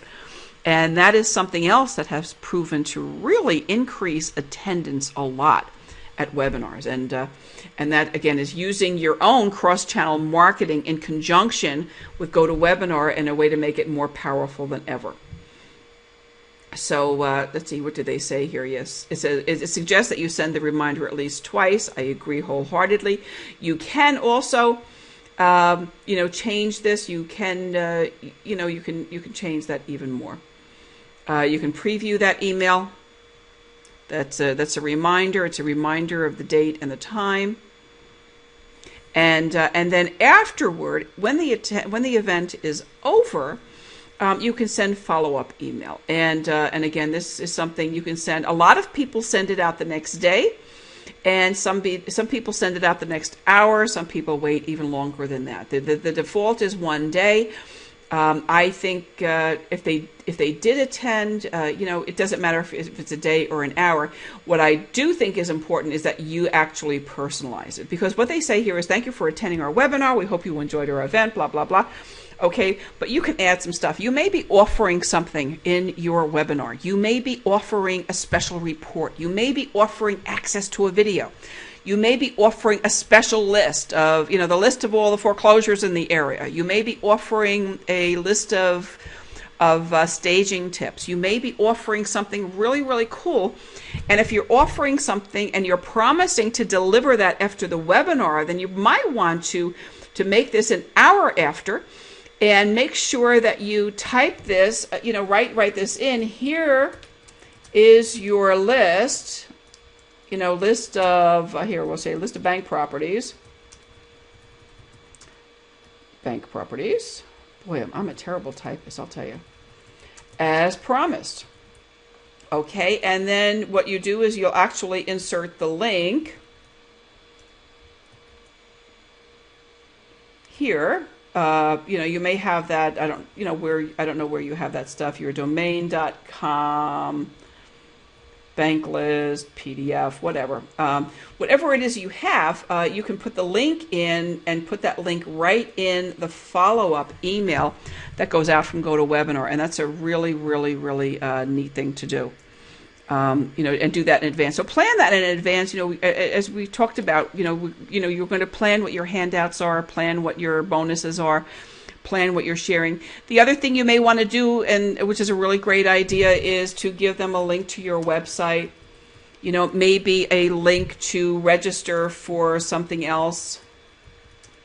Maybe you're doing an open house, whatever. You have an opportunity here to reach these people who you had talked to. All right. Now, what about the people who did not attend? What about the people who never showed up? Well, you don't want to send them the same thing, because here do we say thank you? Yeah, we're saying thank you for attending the webinar. So you're not going to say thank you for attending the webinar if they didn't attend. Let's see what GoToWebinar says in their personalization. They say, sorry you were not able to attend our webinar. Please send your questions, comments, and feedback to, and that's where they leave it. So that's where you can really, really capitalize when you record your webinar, when you offer, and you may want to say, don't fret, I recorded the webinar.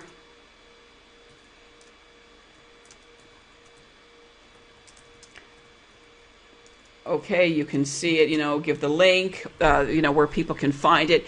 One of the things that you definitely want to do here with that kind of message is, is introduce some level of scarcity. If they know that it's there and they can see it anytime they want, then there's a real good possibility that they'll never go back. If you tell them it's only going to be posted for a week or only going to be posted for 48 or 72 hours, that's something else. And that increases, a whole measure of urgency. And if it's something that is really, really interesting to them, they're going to make a point of going and seeing it and watching the replay.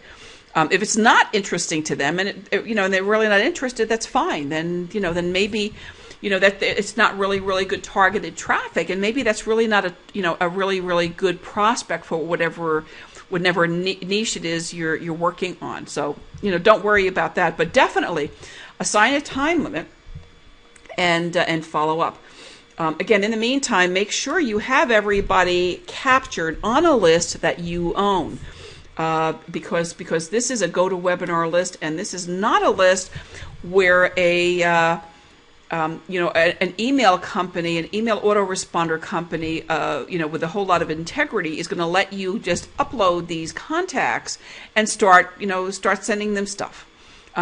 If you have an email company that lets you do that, I'll be honest with you, I think that is something that's a red flag about the service you're using, because the stuff that the people that I'm using that just is not allowed. When people take advantage of a system like that, when they abuse a system like that, they create spam. And when you have a system that is responsible for creating a lot of spam, then that system starts to suffer terrible issues with deliverability and reliability of service.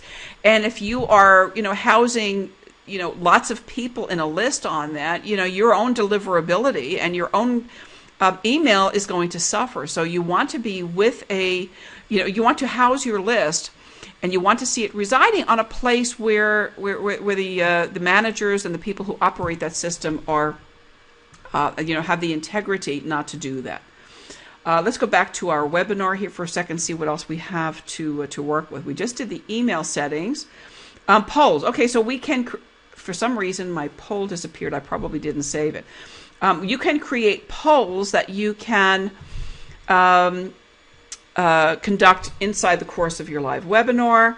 There's single answer poll, multiple answer polls, and again, this is very, very simple. How many houses did you sell last year? Okay. This is going to be a single answer question. And we can say none. We can say 1 to 5. We can say 6 to 10. We can say 11 to 20, and obviously people are going to be doing much higher numbers than that.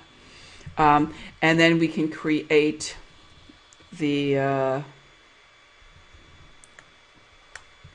question, and then we can create several polls. And if you're going to have a webinar that's about an hour long, you might want to have 2 or 3 polls, and then space them out at about 20-minute intervals. What you're doing at that point in time is you are just engaging them, making them click on something, making them think about something, connecting your webinar, your material to them, showing them how they compare with other people who are on the webinar,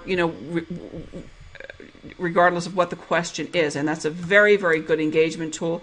And GoToWebinar does a great thing with that. In the meantime, anytime somebody answers a poll on your webinar, that answer, the answer to the poll, the answer to the surveys, or everything that they do in terms of engagement, appears on an Excel spreadsheet. And when the event is over, you can download that spreadsheet, and you will have access to that information. Same thing with the survey. Again, the survey is something that happens on the registration form. We talked about that already. And you can have different kinds of surveys. You can have multiple answers. You can have a scale of 1 to 5, short phrases and essays. So you can ask people, all kinds of questions. I answer surveys. Sometimes people are looking for information. What kind of surveys could you do on your registration form? You may want to be talking to investors. You may, ask people, have they owned investment properties? What are their questions about real estate investment properties that they would like you to answer on the webinar. You might want to ask, do you want me to contact you personally and give them an opportunity to respond to you in the survey form. Now, if you do that in the survey form, then you really need to be going back, because all of that information is available in a CSV form. Let me show you that for a second here. In a CSV form on the webinar, on a completed webinar. So I have, on this, I don't have one on this practice session. Sorry about that. And I don't, I'm really, really reluctant to pick one up and show you something for a live one I have, because I don't want to violate any privacy issues, and I don't want to show names, and I haven't gone through all of the, rigmarole of, uploading a sheet and, crossing out people's names so you can't see them. I just haven't done that. But you can take my word for it, because you can get reports. You go to the generate reports over here. You can get a registration report and that's for everybody who registered. You get an attendee report afterwards and a performance report that gives you details of the entire webinar from start to finish, and shows you how engaged people were and everything else. So that's what you can do. Let's see, one more thing, and you may want to require a webinar password. If you require a webinar password, you've got to think about that yourself, and you have to send it to people from outside of the system, or they can't enter the webinar. So when you set up your webinar, they will ask you what you want the password to be, and then you have to use your other autoresponder to actually tell them what that password is. I've never used passwords. It could be something that you want to do and test a little bit and see if people have a problem. I'm just always reluctant to make things any more complicated than they have to be. It seems like even if you do things really, really simply, there is some measure of attendees who are going to have problems with technology no matter how easy it is. And that's one of the reasons I haven't done this.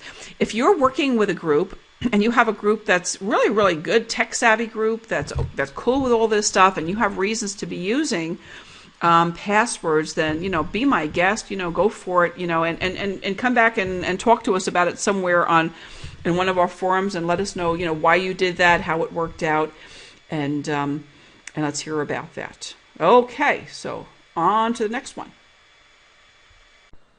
I've prepared a live webinar planning checklist for you, and I am going to include this as a downloadable PDF as well as a Word document.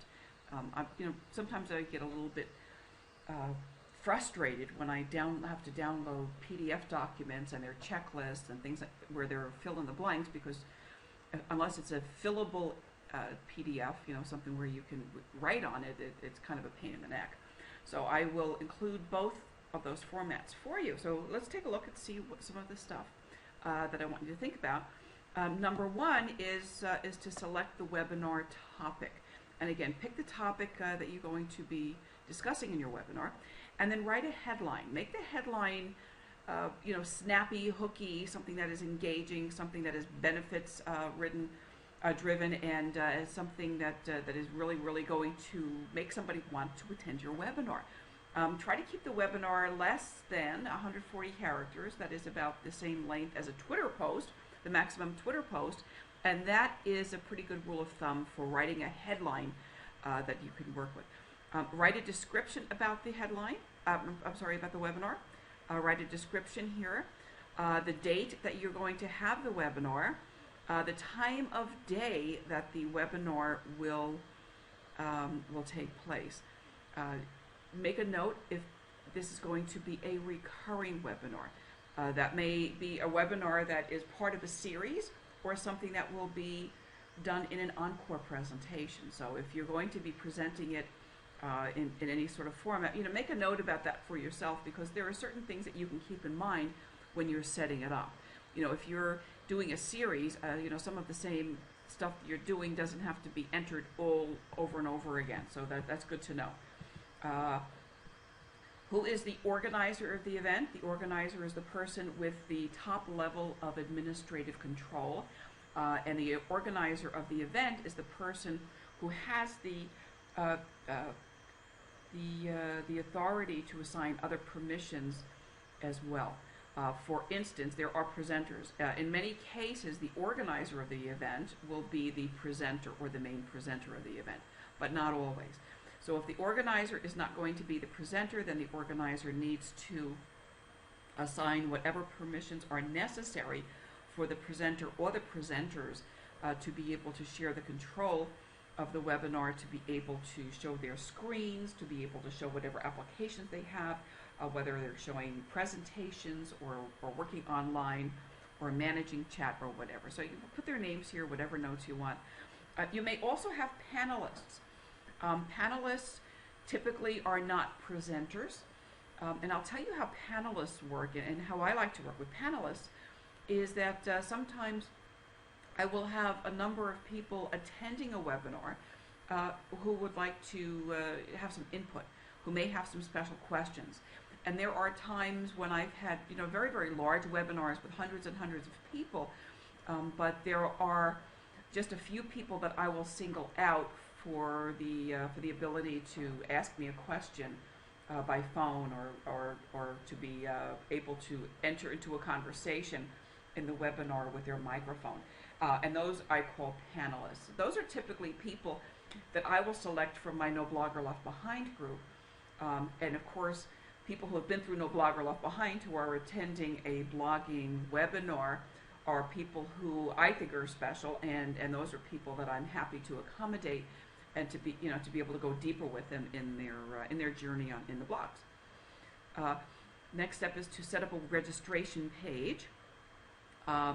And then set up a registration and a lead bridge. And what the lead bridge is the lead bridge is a piece of software or a tool. In WordPress, there's a plugin that lets you connect the registration with your autoresponder and your list building vehicle. For instance, if you're setting up a registration on GoToWebinar doesn't collect those in your autoresponder, but you can work with a lead bridge to do that, and there will be a separate separate video just about the lead bridge. I think it's very, very important to be able to collect the leads who come in and the registrants from the registration page, and to be able to assign them to a campaign in your autoresponder service. You also want to very, very possibly create a registration survey, perhaps get some thoughts from your folks before the webinar, something that is relevant to the topic. Perhaps ask them what questions they would like to have answered. What are their most burning questions about that topic? What is it they would like to hear about? And that's very good information to have when you're setting up a webinar, because you know what people really want to know, and you can better meet those needs with the survey beforehand. You want to definitely set up some webinar alerts, email alerts. When people sign up for the webinar, you want them to get an email that says, welcome to the webinar, it will be on such and such a date and time. You want them to get another alert probably a week before, the day before, and an hour before. So there are a number of alerts. We have another video about that, but I'm putting that on this checklist. If you have the ability to collect SMS or cell phone numbers, you can send people an SMS text alert prior to the webinar, and that's a really good thing to do, and that is something that really works very, very well to increase attendance. You may also, depending upon your situation, want to send them an alert via their voicemail to their cell phone. So you can actually send a message. If you have their telephone number, you can send a voicemail message to them that says, hi, this is Fran. Listen, the webinar is going to be starting in about 15 minutes. get to your computer, check your email. I can create that kind of a voicemail message in a pre-recorded format, and that can go out as an alert as well. You want to make sure somebody is creating the presentation, make sure that's covered. Create whatever handouts you may be including with your presentation, any of the materials. You may want to, for instance, you may want to create a PDF form of a PowerPoint presentation and perhaps some notes, and make that available as a handout. You may have a white paper to share. You may have something to share, and again, that's part of your planning. You may also want to create a bonus, and bonuses are a neat thing to do, and bonuses can be used actually to help people get viral for you. So after somebody registers, for instance, you could say, you know what, pick up a free bonus, just please send this link to the webinar to, let's say, 3 of your friends or 4 of your friends, or post a tweet on Twitter to tell people about it, or post a link to your Facebook page. There is some special software. It's called Refer a Friend software that lets you tie in a registrant's a webinar registration to a bonus, and connect it with that kind of incentive. That's kind of neat. That's a neat program that I use with one of the Evergreen webinar programs I have. You also want to create some poll questions. Polls are a real great way to engage with your audience, and you can create those ahead of time. I'm guessing you probably want to do those at about 15-minute intervals. Make people click on a link, vote about something, tell you how experienced they are with a particular topic that you're discussing, talk about, sales volume, whatever. One of the neat things about poll questions and about the survey is that this is stuff that people will be doing online. This is interaction that we'll be doing, and at the end of the day, when you collect your registration information and tracking and see who attended, you will also see how they answered those poll questions, and it will give you a much deeper insight into your audience and actually into the people who attended as individuals. You want to definitely, talk about your team, talk to your team, or consider, if you're doing it yourself, if you are your team, your question management and how you're going to manage questions, and your engagement strategy. If you're a one-person, one-arm paper hanger, and you're the one who's organizing the webinar, doing the webinar yourself, there's a limit to how much you can really monitor questions and engagement, and still, stay on target and deliver your best kind of presentation. So you may want to say, I'll be taking questions after the webinar is over. After the webinar is complete, I'll be reviewing the questions then. So please make sure that your questions are written in full sentences and I can understand them. And again, consider the type of ways that you will entertain questions. If you're going to just take the questions, if you're going to be looking at the chat, if you're going to open up the phone lines, if people are on their microphones, if you're going to let them do that, or in fact, if you're going to be entertaining questions by email. It's really, really nice to be able to be working with another person, to have a partner on a webinar who can handle those types of things for you. It's a real great strategy to have somebody on the chat, on the questions during a live webinar, who can be answering them in real time while you are presenting. So it's a great idea to have a couple of people working on a live webinar. You also want to take a look at your public relations, your advertising strategy. Where are you going to be looking for registrations? You'll have an email list. You have all kinds of facilities. You have the Facebook.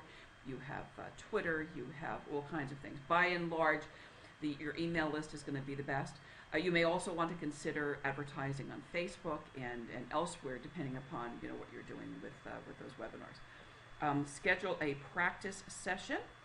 I'm going to add something here that I did not put in.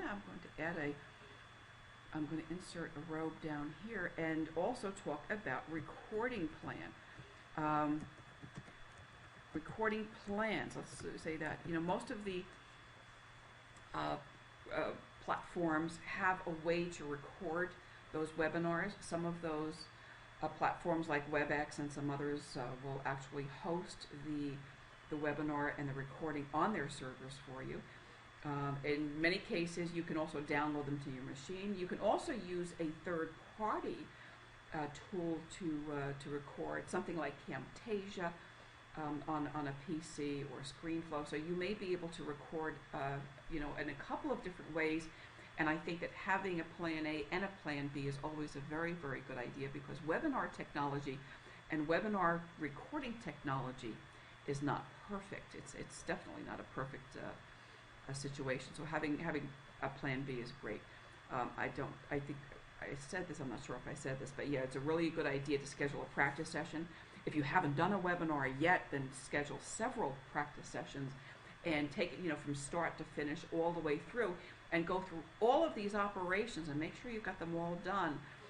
Make sure that you have a handle on them, that you're comfortable with them before you go live with a real webinar. What kind of tools are you going to use to evaluate your performance? Are you going to ask people to do a follow-up survey? Are you going to make some telephone calls? Are you going to have a debrief with some people afterwards? I think it's a really good idea to have someone you like and trust very, very much to listen. That might be somebody who's a part of your audience, and say, how did I do? Give me your honest feedback. Tell me what I did well and tell me what I didn't do well. And that's always a very, very good thing to do. Again, you want to track. You want to see how many people registered and how many actually showed up. Among the people who showed up, how long did they stay and how engaged were they? There are different tools on different platforms that can actually help you measure engagement. You can actually see with some platforms whether people are multitasking and doing something else besides just listening to you. And then what kind of follow-up are you going to have? Again, this goes back to the email follow-up. And then you want to be able to follow up, ideally, have different messaging for different people. If you have somebody who registered and didn't show up, you don't want to send them the same message as somebody who registered and did show up and attended. So you want to have separate email strategies for the people who didn't show up, the people who did show up and stayed, and also for the people who did show up but who left early. And then there's some extra room here for additional notes. Right below the video, you can collect these documents, and that will help you get started. Let's talk about the factors you can weigh when you're choosing a live webinar provider. And the first thing I'm going to do is I'm going to go over the features, and then following that, I will actually give you a list of webinar providers and a rundown of how I think they really meet the needs of the market. And first of all, you can go to any of those providers and take a look at the presentations. Try to be a participant in a webinar that any of these folks are doing. So when you have an opportunity to be an attendee, look at the webinar from the viewpoint of an attendee and see how it feels. How easy is it to interact? How easy is it to sign up for a webinar? How easy is it to collect materials that people share at a webinar? How reliable are the alerts? How reliable are the delivery systems? And if you have a real good feeling about a particular type of a platform, that's going to give you a clue about something that will be easy to work with as a presenter and something that will position you as a professional when you start doing webinars. Ask to see a demo, and ask actually to be able to participate in a demonstration as a presenter. There should be some type of facility at all of these platforms that let you take the controls before you make a commitment to actually purchase the platform. Take a look at the Q&As. If there's a forum on the platform, see what other people are saying, see what types of questions people are asking. When you measure the questions, see how responsive the community moderators are to the questions in the forum. And if you have questions there yourself, ask them. If you ask a question, see how long it takes for people to get back to you, whether that is in a forum or with email. That's very, very important.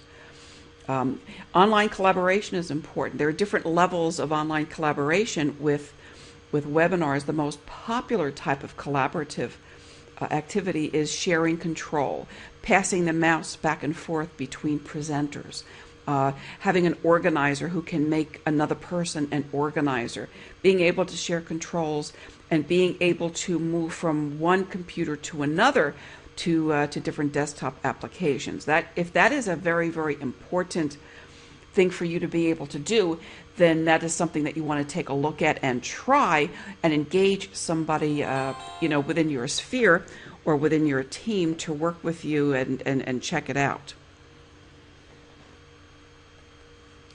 Price, of course, price is going to be very, very important. And everybody has to take a look at your budget. What is your budget? And how is this number reflected? You may not have a number, a line item on your budget right now for webinars, but if you have a line in your budget for marketing and advertising, then this can easily fall within that. So see what your budget is. Are you budgeting your lead generation in terms of cost per lead? Do you have an overall number? What does that look like and how does that relate? Take a look at that. What is the return on investment? When you're looking at the platforms, a good question to ask is about training. Is the training included with your purchase? Is there some level of one-on-one training or group training, or is all of the training online?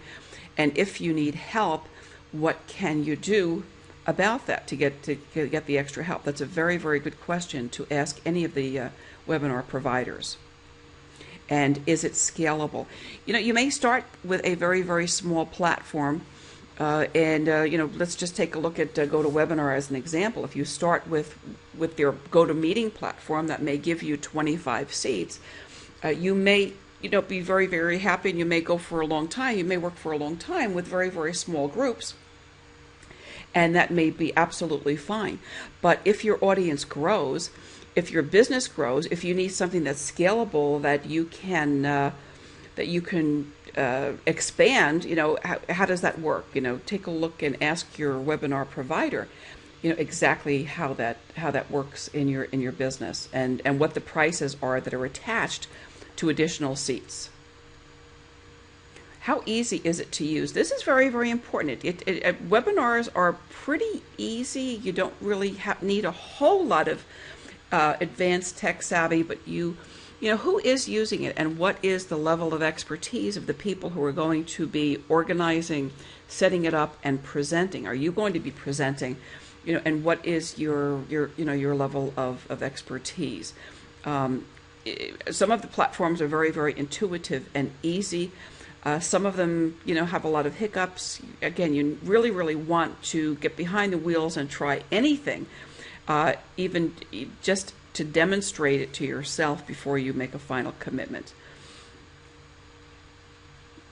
Customer support is very, very important. Is it included? That's a good question to ask. Some people will include support, or some webinar companies will include support across the board. Some of them have support at different price points, and some of them have different levels of support. What are your must-haves in terms of the features? Make a list of your must-haves and make sure that the platform that you decide to work with has all of that. And also double check and make sure that they have the security that you need for the type of webinars you're going to do, whether those are sales webinars or training webinars, meeting webinars. Security is very, very important. Let's go over the list now. Let's talk about some of the leading platforms and how they work. GoToWebinar is the one I think most people are familiar with in the real estate industry, because that's the one most real estate vendors and most real estate trainers are using. GoToWebinar lets you really scale a large audience. It lets you talk to a very, very large audience. You can get GoToWebinar platforms starting at about 50 seats to 100 seats to 500 seats to 1,000 seats and more. Of course, the price is going to increase and go up, with more seats, but it's very, very scalable. It's the one that most people use. GoToWebinar has had a little bit of a checkered history. But they are really coming along. They've done some really great stuff. They have a sister platform called GoToMeeting that is designed for smaller groups, up to 25 or so. Very cost effective. You can use them for meetings. You can use them for trainings. And if you have the kind of a webinar outreach program with consumers that really is only going to have small groups, then GoToMeeting may be all you actually need moving forward. WebEx has been the gold standard of webinar training and webinar platforms forever. For a long time, WebEx was really cost prohibitive, and that was the biggest problem because they never really had a problem in terms of quality. This is a global company. They have all the bells and whistles, and right now I'm working with a beta program for WebEx that is very promising, great for recordings, very reliable, very easy to use, and definitely worth checking it out. Yugma has a free platform and a paid platform. Yugma has a free platform for small use, and it's kind of a neat tool. The problem I had for a long time really was reliability. So I don't think the free platform is something you want to use if you're going to be, doing anything that's really important because you can't afford for it to be going down. I found reliability not to be a good issue. The other problem with Yugma was the recording. They really haven't evolved with the recording. However, it is neat. They also have a very nice interface with Skype, and you might want to check it out just for the heck of it. They've been around for a long time. I confess I haven't played with it recently. I've been very busy, but it definitely is worth something to worth looking at. Live Meeting is a Microsoft product. I see Live Meeting mostly in the government arena. I see some of the government agencies using Live Meeting on a large scale with very big audiences. They seem to do a really good job with recordings. They're very good with with live presentations. Incidentally, GoToWebinar, GoToMeeting, WebEx, and Yugma will let you work with PowerPoint presentation, with the animations that you see, and with live on the web presentations. You go live on the web. When I talk about animations, I'm actually talking about bulleted web points that come in one at a time. A little bit of flash here and there. Some animations with illustrations and pictures and things like that. So that's kind of neat. AnyMeeting is a free platform. I mention that because I see some popular coaches and vendors in real estate starting to use that. They have a free version and a paid version. The free version is actually good for as many as 200 people in a setting, and it seems to work very well and very good recording abilities. The problem that I see with that is that it is supported by advertising. And I just have, to wonder how professional it really looks to be doing a webinar and a large webinar on a free platform that is very obviously a free platform. I think it makes a statement. I'm not sure that's the wisest thing to do. However, it's a neat platform, and they do a really good job even with a large group. So, if that's something that doesn't trouble you, then you probably want to take a look at that. Instant Teleseminar is another really good platform, and it's very cost competitive. It's very easy to use. Of all of them, I think that Instant Teleseminar may be the easiest to use. It works with PowerPoint presentations or other documents that you upload to the web first prior to the actual event. So you cannot use PowerPoints with animations, and you can't go live on the web. They offer instant playback. They also have a corresponding teleseminar program. Some people use that, mostly for the teleseminar use. As soon as a presentation is finished, it's live, and it's very good. So that may be something you want to take a look at.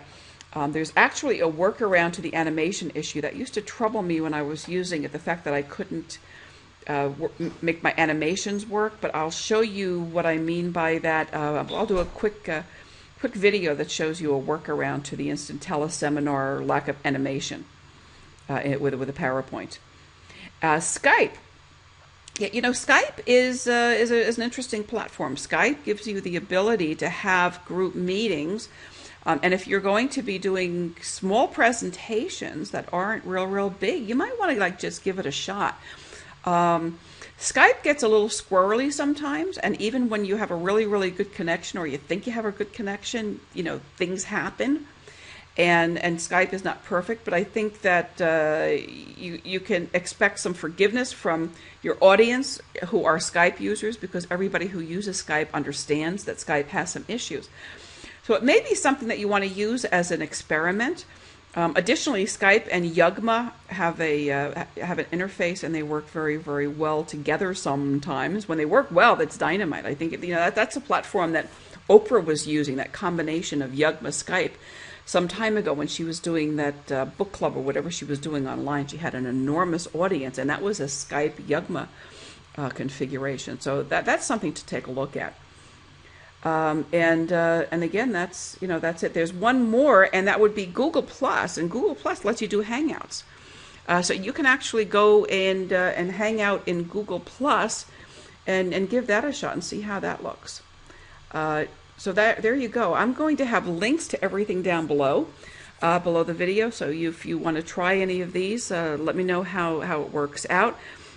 If you have a place to leave comments, if this is appearing in, I'm going to be posting this in a couple of different places. So if this is appearing somewhere where you can leave a comment and you find something interesting on one of these platforms, and you would be kind enough to share it with us, we would sure appreciate it a whole lot. Thanks a lot. WebEx has been the gold standard of webinar delivery, of online conferences, online meetings for years. The biggest problem people have had with WebEx, frankly, has been the matter of cost involved with using the service. That's changing right now, though, and I want to take a look here at the new WebEx platform that right now is only available in beta. I am a beta user. I want to show you what it looks like on the back end, and I'll let you know as soon as it becomes available. Take a look at the top of the screen here. This is very neat.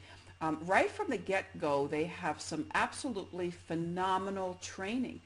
And if you click on the link up there, you see they've got some really great, nice, short videos.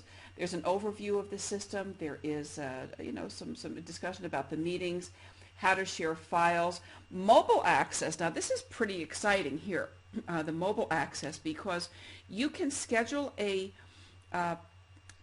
webinar or a meeting or conference on WebEx, and that meeting can be registered, can be attended using an iPad or an iPhone and a mobile device. Very easy, very neat. They also have a complete suite of productivity tools so that you can use this platform with your Outlook. Schedule meetings directly from your Outlook, from your calendar. You can have a collaborative document in an Excel document and start an instant meeting with a colleague right from within Excel, from within Word. So there's a suite of productivity tools that's very exciting to me, and I think you'll find it as well.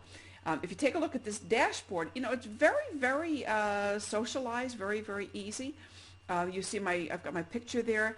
I can make myself available or not to the people in my team and the people who I share my space with.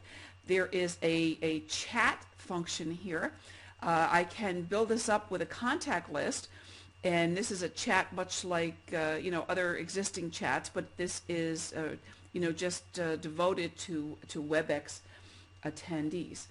In the first tab, in the Home tab here on my profile, I have an ability to set up a meeting immediately, to schedule one, and also to upload documents that I can share in the meetings. If I want to go and schedule a meeting, which I'm going to do right now, I'm going to schedule my first meeting here.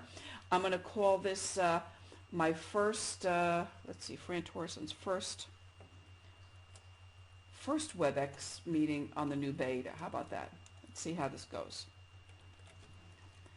I will schedule this to run tomorrow morning. How about tomorrow morning at, I'll do this, I'll do an early morning meeting and then invite everybody from one of my groups. How about that?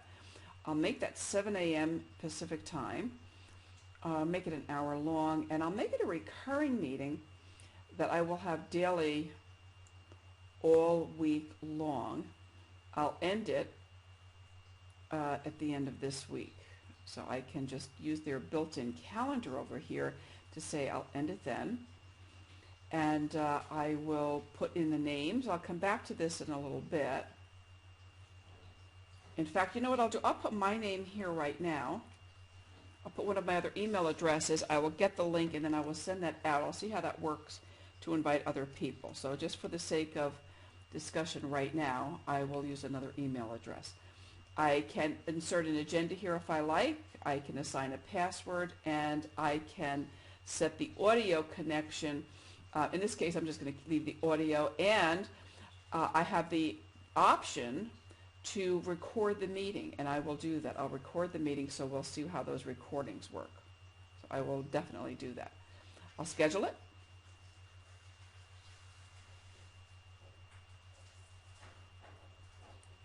Voila.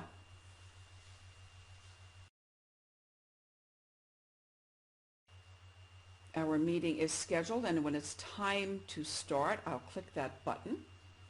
I can edit any part of this I like, and there are additional options. I can cancel it, I can do that, and I can add additional information. I will see a list of who's invited over here when I have that finished. And let's go up here to the next tab. I can insert files here. So if I want to have a meeting and I want, or in a webinar, and I want to share a document, if I want to share a Word document or an Excel spreadsheet or a PDF file or anything like that, I can upload those things right here and be able to share. All right. I can also, I can upload them. I can create folders, and I can create a document on the web. I can also take a look at my contacts, add new contacts, and import contacts. If I want to import contacts, I can do that. Let's see how they're doing that exactly. All right. I can edit, I can remove. Okay, so I can import contacts from Gmail, Yahoo, and other apps. Let's take a look up here. We have downloads. This is pretty neat. Okay, here's the WebEx Meetings application. And again, this is something I've already added to my operating system. They have different downloads for Mac and PCs. There are productivity tools again here that let you integrate WebEx with your other applications and tailor them to your browser. Recording and playback options, and again the WebEx Universal Toolkit. This is kind of neat, and I will be playing with that, and I'll do a separate video on that. That lets you add WebEx files as well as audio flash and other web pages on a PowerPoint presentation so that you can display multimedia effects on your PowerPoint. And that's very, very neat because you can do that either on the webinar, or you can take your recorded documents that you create on WebEx and you can import those into your PowerPoint for use elsewhere. So that is a very, very cool tool. So this is a first look at the WebEx beta. And again, lots of really, really good stuff here. Good getting started information. WebEx does an extraordinary job with videos. They're very, very short. They're to the point. They're very, very easy to understand. They are issuing release notes during the beta, and what a company does when they have a beta product is that when they make additions and changes to the product, they issue the release notes. So you can see the kinds of things that they've done here with this here. They've added the chat. What else? We probably start at the bottom here. Okay, full screen video. It's able to share Microsoft 210 presentations, multimedia sharing. They disclose different problems that they have with the system or issues. I wouldn't say problems. There were always bugs when you're working with it with a new system, and this is very, very neat. And there's a chance for beta testers to offer feedback, and then at some point in time, upgrade to a new version when the beta is complete. So I think this is very, very good. I think this is very, very cool. I think WebEx has something good cooking, and I think it's definitely worth looking at.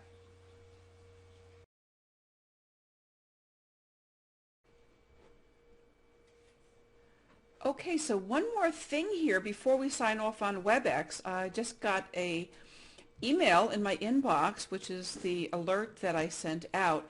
And I want you to take a look at this. I like this. This is really nice. I like the HTML format. Okay, this is the invitation again to join the webinar or for the WebEx meeting. Nice graphics here, nice little icons, very, very easy join button. Again, there's no agenda there, so there's nothing appearing, but if there was an agenda, that would appear there. There is a call-in number as well as a VoIP, so you can attend either way. If I had any files that were attached to that meeting, they would be accessible with a click of a mouse here. So if I had any PDF documents or Word documents or Excel spreadsheets or anything like that, a webinar attendee would be able to access that prior to the meeting, and that's pretty neat. So this is good. There's a link here to create an account, a collaborative account, and so forth and so on. So at any rate, take a look at that. I like that. I like the way that looks. Sometimes those other webinar invitations get a little bit confusing. I think this is quite neat, and I think participation and attendance at a WebEx online meeting is probably going to be somewhat better just because the invitation is a whole lot easier to understand. Okay, we'll see you in the next one. Evergreen webinar looks like on the back end. Instant Customer is a product, a communication product that lets you combine email and SMS mobile text and evergreen webinars, QR codes, direct to voicemail technology, and lead capture pages all in a single dashboard. So let me show you what my most recent campaign looks like here. I'm building one for real estate agents, and if you are a real estate agent and you choose to take a look at this product, you just need to get in touch with me, and I'll just give you the file so you can use it. So this is a campaign I'm setting up for real estate agents to help them attract leads with a webinar about FHA 203K financing, and that's the kind of financing that buyers can use to build the cost of repairs in the mortgage. As you see, the opening page here on the campaign shows you where your buyers came from. It gives you links to your page, to your lead capture page. It gives you all kinds of templates. This is a lead capture page I set up to help real estate agents who want to learn how to present their own webinars and take their business to the next level doing that. The campaign on the back end includes subscribers. Again, this is one I've just set it up, and I have just set it up, testing it myself, so I haven't released it yet. I've tested myself out 3 times using 3 different techniques. I can run social influence scoring on everybody in here, and we can talk about that at some other time. I have 13 autoresponders set up to correspond to this campaign. I have an email set up to go to everybody as soon as they register for the webinar. I also have an SMS message that I can deliver to their cell phones right after they register if they give me their SMS or their cell phone number. I have a voicemail message that I can send to everybody 15 minutes for the event. So I have a message in this system in my own voice that encourages people to go to their email and sign up, and that goes right to their cell phone voicemail. That's a wonderful technology. So as you see here, I have a combination of different types of outreach to follow up prior to the webinar and after the webinar. And I have different messages for people in different circumstances. So I have one email that will go to people who are present who leave early. I have a different email to go to people who registered who were present but they arrived late, to people who were present but they completed the entire event. And also for email for everybody. So as you can see, I have quite a lot of autoresponders here, and this is all on autopilot.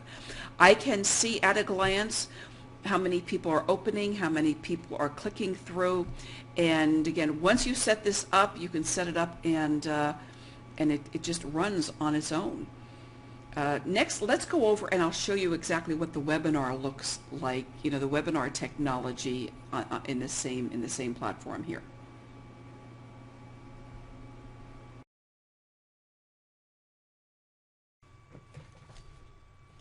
This really is the only system like it on the market that lets you add as many communication channels as this to a webinar campaign. Again, I can add any more mobile messages I like right here just by clicking Add SMS. I can add any more email autoresponders, or I can add additional voicemail messages.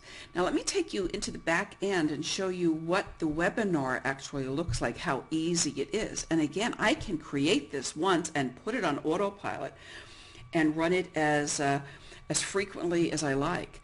So if I'm editing my campaign, of course I can edit any of the campaign details, any of the opt-in chat, the thank you page, the voice, the greeting email, but of course we're talking about event down here. Let me just show you a little bit more here. I can get subscriber notifications by email, or I can get them by SMS text. But let's go to the Eventbrite.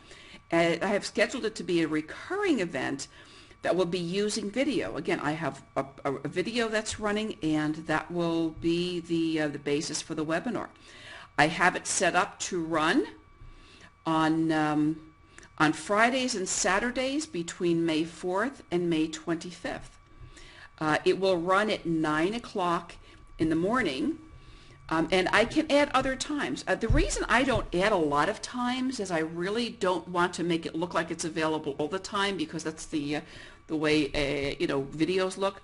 Some people like to run it a couple of times in a day, so they may run it at 9 a.m. and then they may run it again at 5 p.m. It's very, very easy to add any times that you want here, and once you add the additional time, the clients will be able to pick the time that they want. I have mine set out to show events for the next 7 days. Again, you can limit that, or you can expand that so that you can, if you are anxious to get people in and you want to create a sense of urgency and a time limitation, you can set that any way you like, in any manner you like. This is a place where we have the media file selection. On this particular one, I haven't set it up yet. I actually set the webinar details up first, and I will be inserting the file later. So and that's another neat thing about this particular program. And you can add the video later on. I can enable the chat. That means that there will be a live chat on the page. I have a Facebook chat that will be appearing on this page. That will be live, and that will be beside the video. I can either have that appear beside the video or below the video. I can have cue points. So if I'm going to be selling something, I could have a buy button appearing. I could have a bonus offer, and in this case, I'm not going to be offering anything for sale, but I may have a bonus. I may have something like a PDF file that I'm going to be offering, and that bonus offer can be appearing on the page at any cue point, any point in time during the webinar.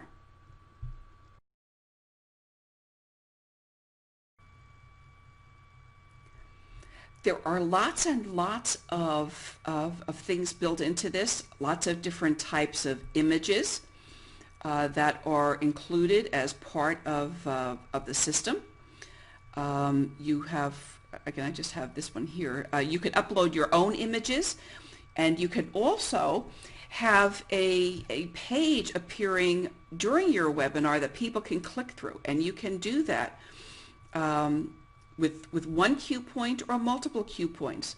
So if you have a point in your webinar where you would like to send somebody to your website, you can have your website appear there. If you want to have a some type of a notice appear, you can do that here. You may have a link to another kind of a file, or a link to a video, or something else that you want people to see, and you can include all of that at the cue points that you designate, and that is very, very cool, and that happens automatically.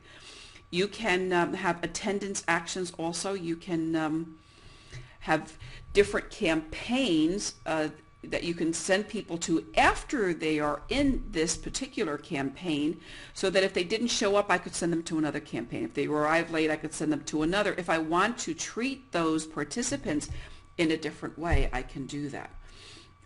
The way I have it set up right now, I just have everything set up so that that's handled in my autoresponder, but it really is a very, very robust system. And all that. So I'm not going to get into the nitty-gritty of all of the how-tos. There are lots and lots. If you take a look at this little little light bulb down here, there are lots of tips and videos and all kinds of things if you need help. If you are looking for any kind of support, they use Zendesk here, and you can just type in a keyword. Let's say I'm looking for a word in there, and then that will give me a list of different topics here on and how the tags work in different parts of the Instant Customer system. It really is designed very, very well. I highly recommend it. You can work with the campaigns and broadcast. You can follow up messages or broadcast messages. This works with at least as much functionality as the best of the autoresponders out there, other ones available commercially. Is a very, very, very evolved program, and I couldn't recommend it more highly. As far as the Evergreen webinars go, there's just nothing like it on the market that has that much choice in terms of follow-up with clients and customers. So I think it's pretty neat. I created an Evergreen webinar checklist to walk you through the steps to create an Evergreen webinar. This is very, very similar to the live webinar checklist that you have also in this course. I created this one in the color green so that you don't get them mixed up. It says Evergreen at the top, and again, there are some subtle differences. In the event that you have already created a live webinar and you're going to be using the live webinar recording for your Evergreen webinar, some of this will be stuff that's already done. You will have already selected a webinar topic. You will have already written the headline and the description in those cases, and you won't have to do that again. We're going to go over the checklist now as if you're just starting from scratch. You have not had a live webinar. You're going to be creating a recording from scratch, and so let's consider it that way. So again, you're going to pick a topic. That topic could be HUD homes, buying a HUD home. It could be how to stage your home. It could be how to finance your home with 203K rehab financing. It could be any topic.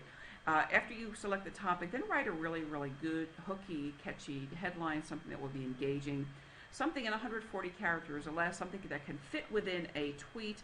We're not doing that at 140 characters just so that you can use it on Twitter, but because that is a good rule of thumb for a headline length that works in many, many cases. Write a description for your webinar, something that will talk about the benefits, something that will be engaging, something that will give the attendee a reason to actually be there. Then you've got a couple of dates. You want to set a couple of dates for yourself, or a single date to do a couple of recordings, possibly 2 recordings. One is an introduction. And on the registration page, it's very common practice now for people to record a very, very brief 30-second to 60-second introduction to the webinar, an invitation in your own voice. It can be, done with a webcam, with webcam direct to face, or it can be done with a PowerPoint or anything else. And that's the kind of an introduction that says, hi, this is Fran Torsen. I'm having a webinar. We're going to be talking about FHA 203K financing. I have my favorite lender who's going to be joining me. Sign up here, and I'll send you the information right away. And that's the kind of an introduction recording I'm talking about. Then you're going to also record a webinar. And the webinar itself, again, is going to be about 30 to 60 minutes in length. And you're going to record that. So you're actually going to be creating a recording that will be converted to a webinar. After you have recorded it, check it out. See how it sounds. Make sure it works okay. Make sure that it loads very, very quickly. If you're creating an evergreen webinar, it is going to be an experience that is going to simulate a live event. So you want to be sure that your recording doesn't have a great lag time. There's a program called Handbrake that you can download for free at handbrake.com. And if you're a techie kind of person, you can use that and do some tweaking there. If you're not techie, then you can ask somebody who is. When you review the webinar, make some notations about time. And here's why I say that. There are going to be opportunities during the webinar for you to inject some simulated live happenings. It may be in the chat section. It may be by introducing a poll. A poll is a really, really good interactive thing. And you may be asking your people a question in a poll. You may have had a live webinar that had a poll in it, and you want to give your people here in the Evergreen webinar a chance to vote. Now, will those poll results, reflect what your Evergreen webinar attendees are clicking? No, they're not. And you want to be a little bit careful about how you use polls in Evergreen webinar. I'm going to create an entire piece about that. But all you need to know right now is you need to make a notation about the time that you will be doing the poll, if in fact you're going to be doing that. And that would be when the poll would commence, that's the first time, and then when the poll would end. Okay. You may also want to make a notation about time for buttons to be appearing on the page, or for downloads, or for hyperlinks. And with some webinar platforms, there is a space below the video where you can say, okay, at precisely 20 minutes into the webinar, I want there to be a download link to something I'm talking about in the webinar, and I want that to stay on the page for 2 minutes, and you can make that happen. You can say, you may be selling something. You may be selling attendance to something, or something that requires a buy button, and that you have the ability to make a buy button appear, let's say, at 40 minutes into the webinar. So if there are places at points in time in the Evergreen webinar where you want to introduce a poll or a link below the video or a button or any of that kind of stuff, make a note to yourself about that. When you're reviewing the webinar, make those notations about time in your checklist here, and then when you get to the point that you're setting up your webinar, it will make it much, much easier. Decide what days or day your webinar is going to appear. You may have an Evergreen webinar that will be appearing every Friday. Some people create webinars that appear every single day, and I think that probably is overdoing it relative to to meeting somebody's expectation for a more live kind of experience. And it becomes very, very transparent when they can attend the same webinar every single day, sometimes 3 times a day, that you're really just working with a video. And I think that that the value and the perceived value of a webinar when it's available all the time every day is really, really significantly less than something that is not. Bear in mind, too, that when people are making a commitment to attend a webinar, they're making a commitment to carve away some time and devote more attention to this subject than they would to a video that's available all the time. So, bear that in mind. And you may want to make it available, once or twice or maybe 3 times a week.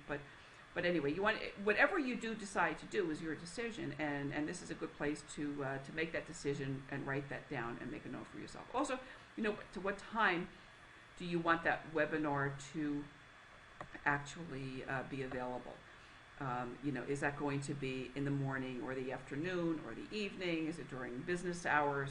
Decide what is the best time for your market to view and when you have the most registrations. What you really should do is schedule several and do them at different times and different days and test that and see where people in your market issue the best response and the most registrations. And when you have a feeling about that, then stay with what works.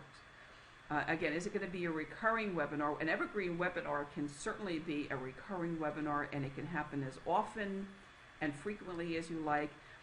Again, I wouldn't suggest you do it too often. There is another argument to be made about making it available all the time. And again, there are some very, very valid arguments from both sides of the coin there. I'm not going to belabor it. My personal feeling is that you don't want to do it too often, but again, that's your choice. And the neat thing about evergreen webinars is that is technology that gives you a choice to do things the way you like to do with it. All right. Who's the organizer and the presenter? Again, the organizer and presenter aren't that important here because you're working with a recording and really working with the technology. You've got somebody who's going to be working with an administrative panel, and that's about it. So that is not a concern. Panelists really are not going to be a concern. You may want to gather panelists for the recording, to create the recording, and that's okay, but you don't have panelists on an evergreen webinar, nor is there an opportunity to engage in a live way using voice. You want to set up a lead registration page, again. You may also want to set up a separate web form to gather registrations, and you can do that in addition to the registration page. You can set up a web form and put that on your website. You can share that on Facebook, you can share that on Twitter, you can invite people to sign up just with a simple web form and not necessarily with a page. You may also want to have a registration survey on the page connected to that. That is something you can do. And create a thank you page. Once a person has registered, send them to a thank you page and say, thanks for registering, here's the information. And then, of course, they will get an email reminding them and telling them to mark their calendar. In most cases, you can incorporate a calendar marking function right into the thank you page, and there can be a link there that says, in many cases, add this to your Outlook calendar, add this to your Google calendar, and for whatever calendar type of function you have. You also want to set up webinar alerts, again, just like you would for a live webinar, and use email, use SMS technology, text and voicemail, and that's very, very important. Create the presentation. Yeah, I mean, certainly if you're going to be creating a video, you'll be doing that with some kind of presentation, so that stays on the list. You also want to probably think about handouts and creating some handouts for your folks so that they have something that they can walk away from the table with. Remember, if you're creating handouts, whether they're in Word or PDF, make sure that your contact information is on there. Make sure there's a clickable link so they can find your website. Don't just give them a handout that doesn't have a way for them to get in touch with you. Same thing with bonuses. A bonus can be something that will incentivize somebody to share your registration. Again, create the poll questions. You may or may not want to use a poll question. You may or may not be okay with that. Again, I'm going to create a separate video that talks about using poll questions in an evergreen webinar, because there are some ethical questions about using that and how to use it. That is an interactive device that can be used to manipulate and skew results in somebody's favor, that's not an ethical way of doing it. But there are ethical ways of doing polls within an evergreen webinar, and I'll address that in a separate video. Question management and engagement. Now remember, this is not live, but there is room for engagement, and engagement does happen. Frequently, there is a chat, a live chat, and you may tie that live chat to an email. I have had live engagement with numerous people attending my evergreen webinars who engaged using the chat function. And what happens is they're, and mostly this has happened on my copyright webinar. I get the most engagement there. And I'll give you an example of a piece of engagement on the copyright webinar. One day I was sitting and I got an email that came from the chat from a woman who was attending my copyright webinar, and she said she was a writer, she's a real estate reporter, and she was having a great deal of difficulty because there were real estate agents who were swiping her articles, copying her articles into their blogs, and she was very, very frustrated. And so she commenced a chat correspondence with me, and the chat happened, on her screen. It sent me an email, and then she and I went back and forth using email, and talked about her dilemma, and we, ultimately connected by telephone after the webinar was over. So, there is engagement possibility. There are engagement possibilities using an evergreen webinar. Did I know that she was going to be there at that moment? No, I didn't. But I happened to be on my computer a lot. If I wasn't on my computer, for instance, when this woman engaged, I would still have received an email. I doubt that she would have had an expectation of hearing from me right away, because I was, probably in her mind, I was conducting the webinar. I don't know that she knew that it was a recording. We didn't talk about that. She liked the webinar, and she did tell me that. So it's a neat way to be in touch with people, to have engagement, to seed engagement, to seed discussion, and connect with your target market. You can do some really, really neat stuff with public relations and advertising. You can advertise these webinars. You can put, create events on your Facebook fan page, create events in LinkedIn and elsewhere. Because when people, are invited to see your webinar, they may see the opportunity to attend, at more than one occasion. And that just stays live, and you can just keep it out there. Always a good idea to practice this stuff anyway. Check your recording plans. Evaluate, take a look. Look at it with an objective eye. Ask people what they think. Strive to be better. Talk about some best practices. Mix it up and have a discussion with people who are also creating live webinars or evergreen webinars. Ask them what they think about it, how you can improve it. The first one's not going to be the best. The first one is going to be possibly awful. But you need to get through it. So get through the first one. Get through the first one before you actually create something that people are going to attend. Don't create your first evergreen webinar and put it out there unless it's really, really good. It's really unlikely. I have never met anybody who ever did it the first time and had something that they were happy enough about that they were ready to just release it and publish it for the general public. So go through a practice session, by all means. Create a practice webinar, a practice evergreen webinar. When you have it and it's live, you can do tracking just like you can with a live webinar. You can see who registered to attend, who did not attend when they were going to. If they don't attend at the appointed hour, they will get an email that says, sorry you couldn't make it, here's the replay. And then you have a replay decision. Do you want to keep that up there so that they can listen anytime, or do you want to make that a limited window? Do you want to restrict the length of time that somebody can review the replay?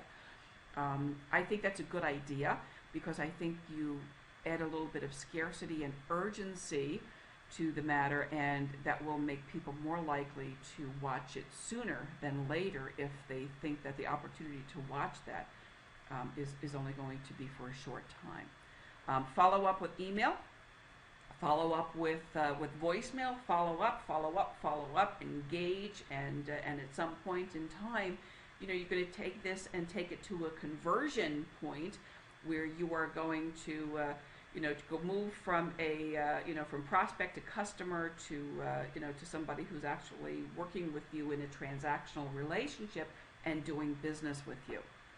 And that's the bottom line.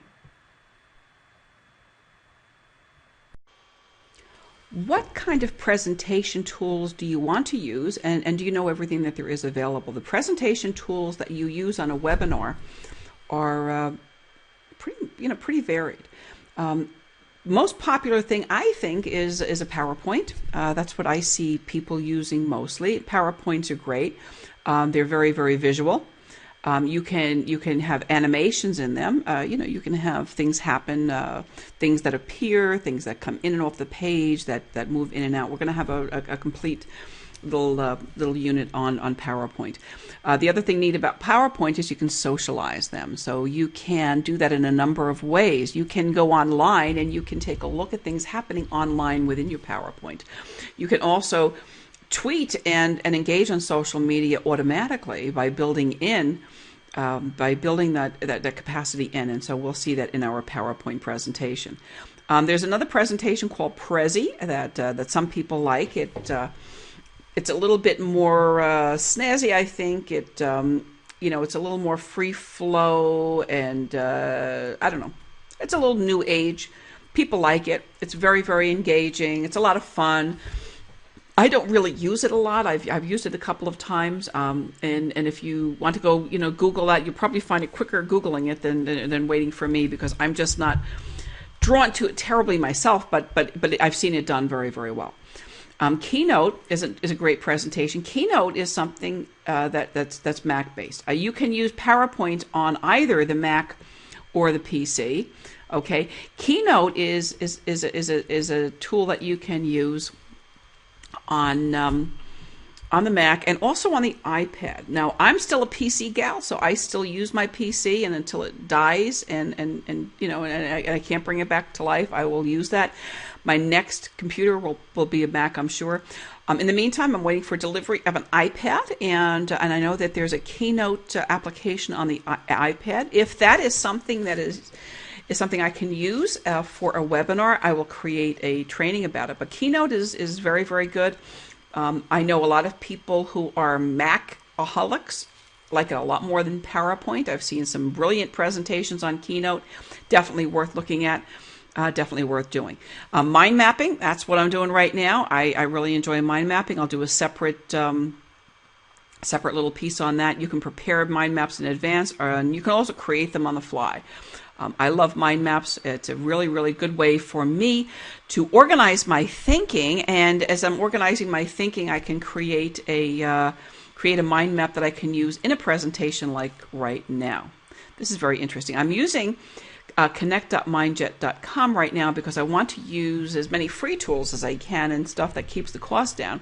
And every now and then, the system saves whatever I'm working on. It does that automatically, and that's what happens when those little twirly birds come on the screen and it gets gray. So that's what that is. The other way of presenting is just by going live. By going live online and going to websites, surfing the web, going to a URL, looking at websites and engaging. There is one way that I forgot. Hold on, and that is by just working with a whiteboard. Some webinar platforms have built-in whiteboards with all kind of drawing tools and other great stuff. You can also create your own whiteboard, and now that I'm thinking about it, what I'll do is I'll make a little video that shows how you can create a whiteboard, because maybe you want to be thinking about something and sharing some thoughts from other people and just creating something as you go along. So you can create your own whiteboard, and I'll create a little video about that.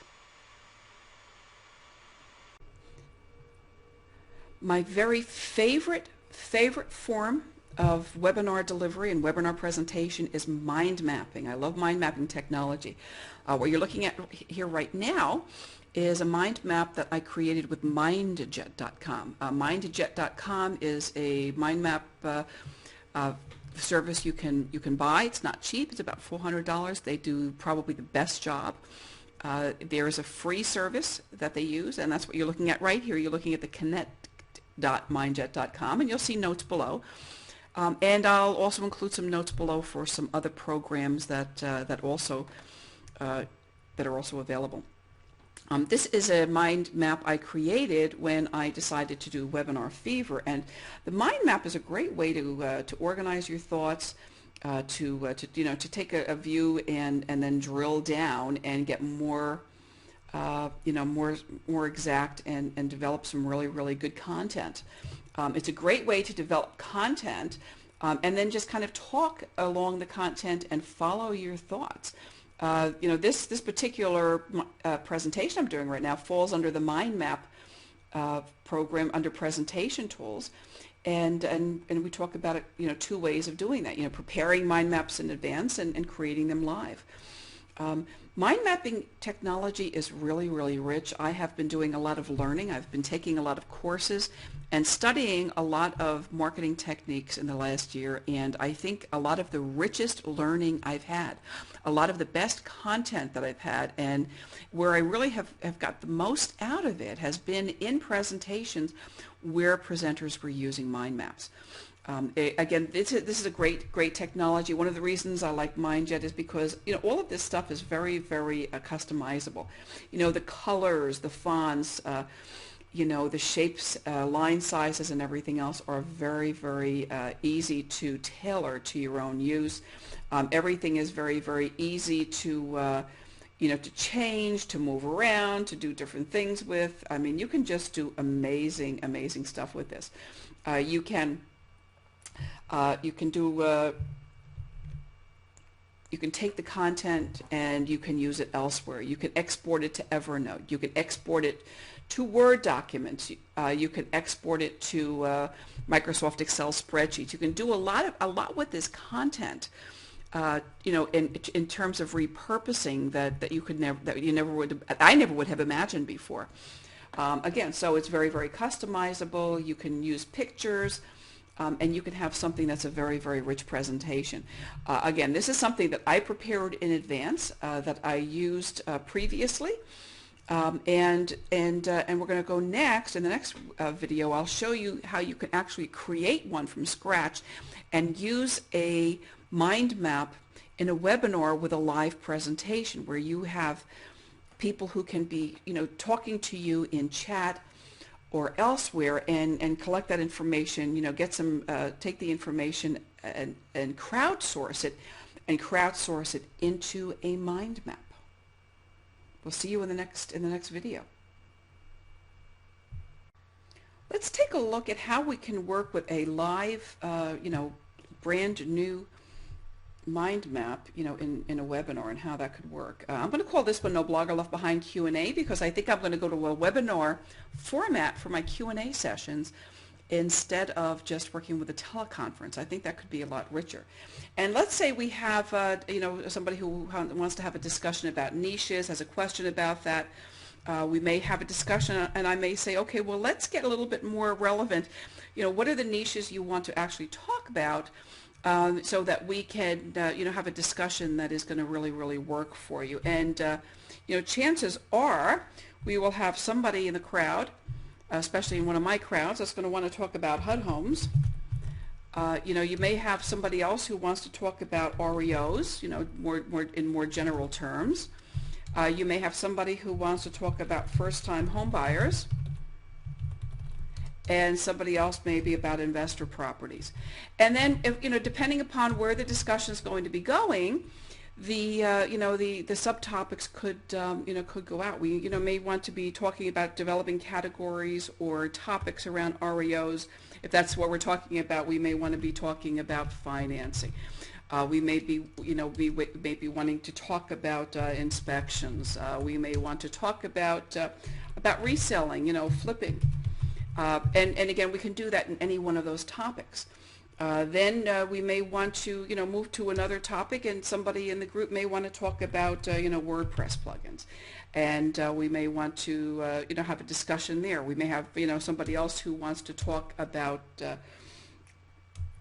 traffic, web traffic, web traffic, how we can accomplish certain things with SEO, perhaps, how we can use social media for traffic. We might want to, to talk about something like that. So this becomes a really, really neat vehicle. A mind map becomes a neat vehicle to do that. At the end of the webinar, I can print off into a PDF file. I can print the entire mind map and attach that to a replay of the webinar. It also gives me an option, depending upon how our discussion goes, if we have it structured right, where I can, let's say I've got a 60-minute webinar and we cover, 3 things in great length. Well, maybe I can break that down into 20-minute webinars with the mind maps, and then have discussions that become more like FAQ videos and a little bit easier to follow.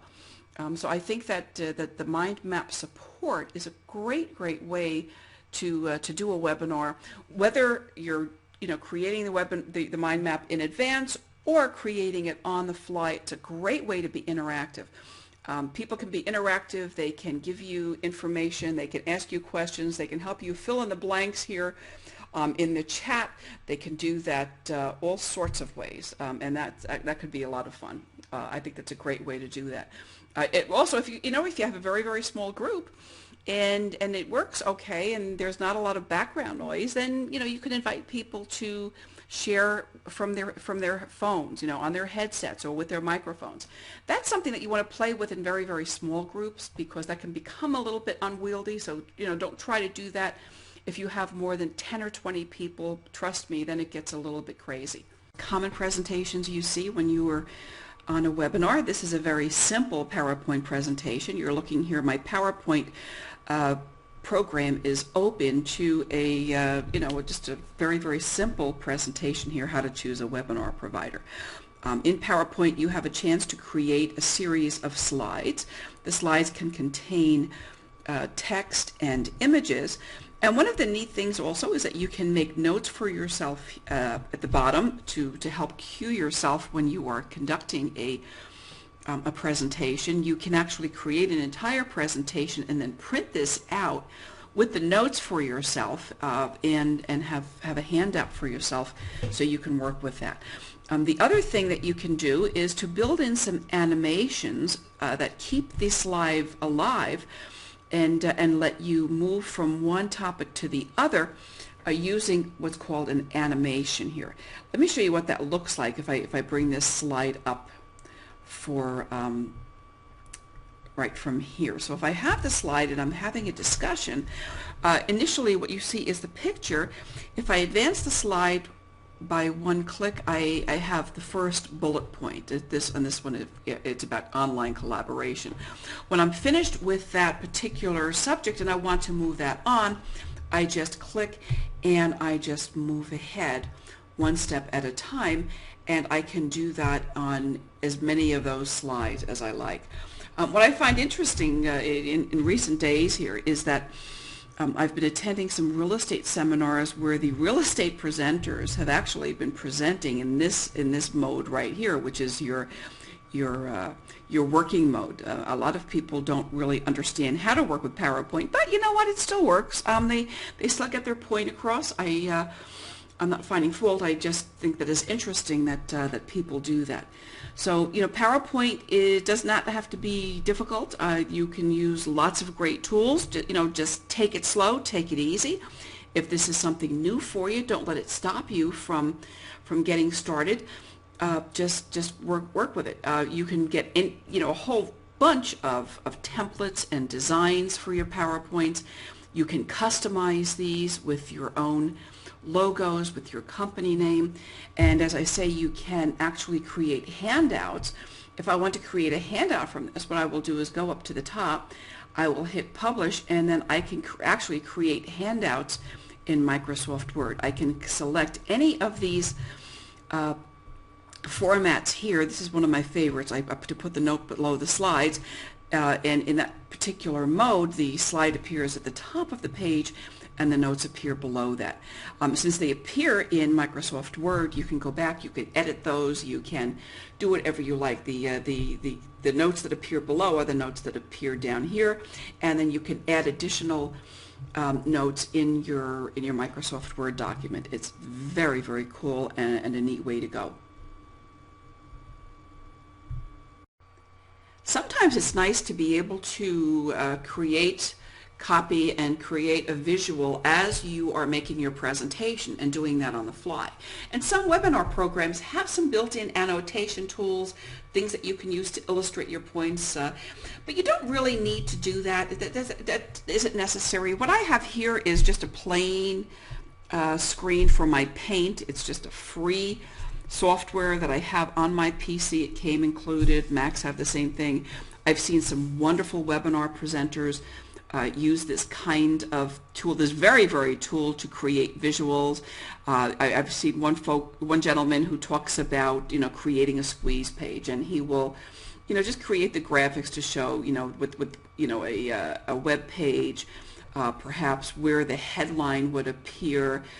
Talk about a placement of a video on the page, perhaps, make that a little bit, color that in a little bit.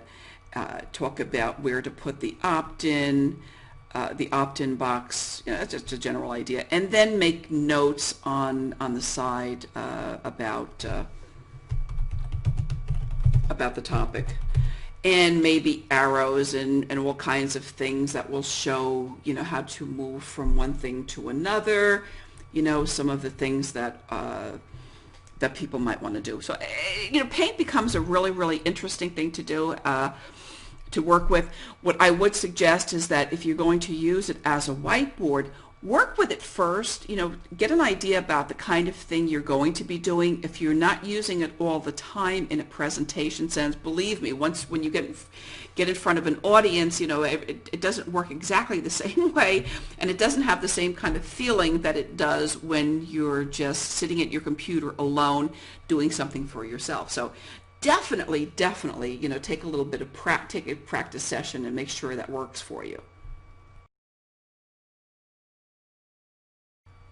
Sometimes the best tools that we have are right under our nose, and there's no reason that you have to go out and do something terribly fancy if you want to put together a collaborative document with the people in your webinar. You don't have to look further than Word, to be honest with you.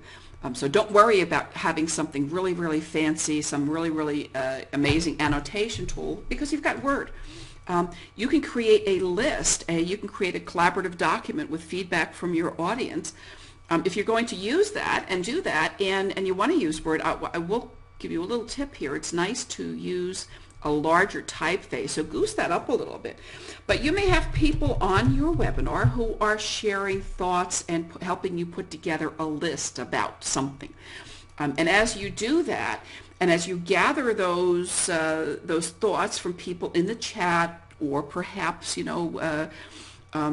have them unmuted and you don't have too many people, so you can talk to them and have an interactive discussion, you can create a list. You can create all kinds of thoughts and come up with a collaborative document. Then you can save the document, you can share it with the people who are present on the webinar, and voila, you have it. So don't worry about things being perfect or real advanced. You just use what you have, and just use what you have in a virtual working environment, and you've got everything you need right there.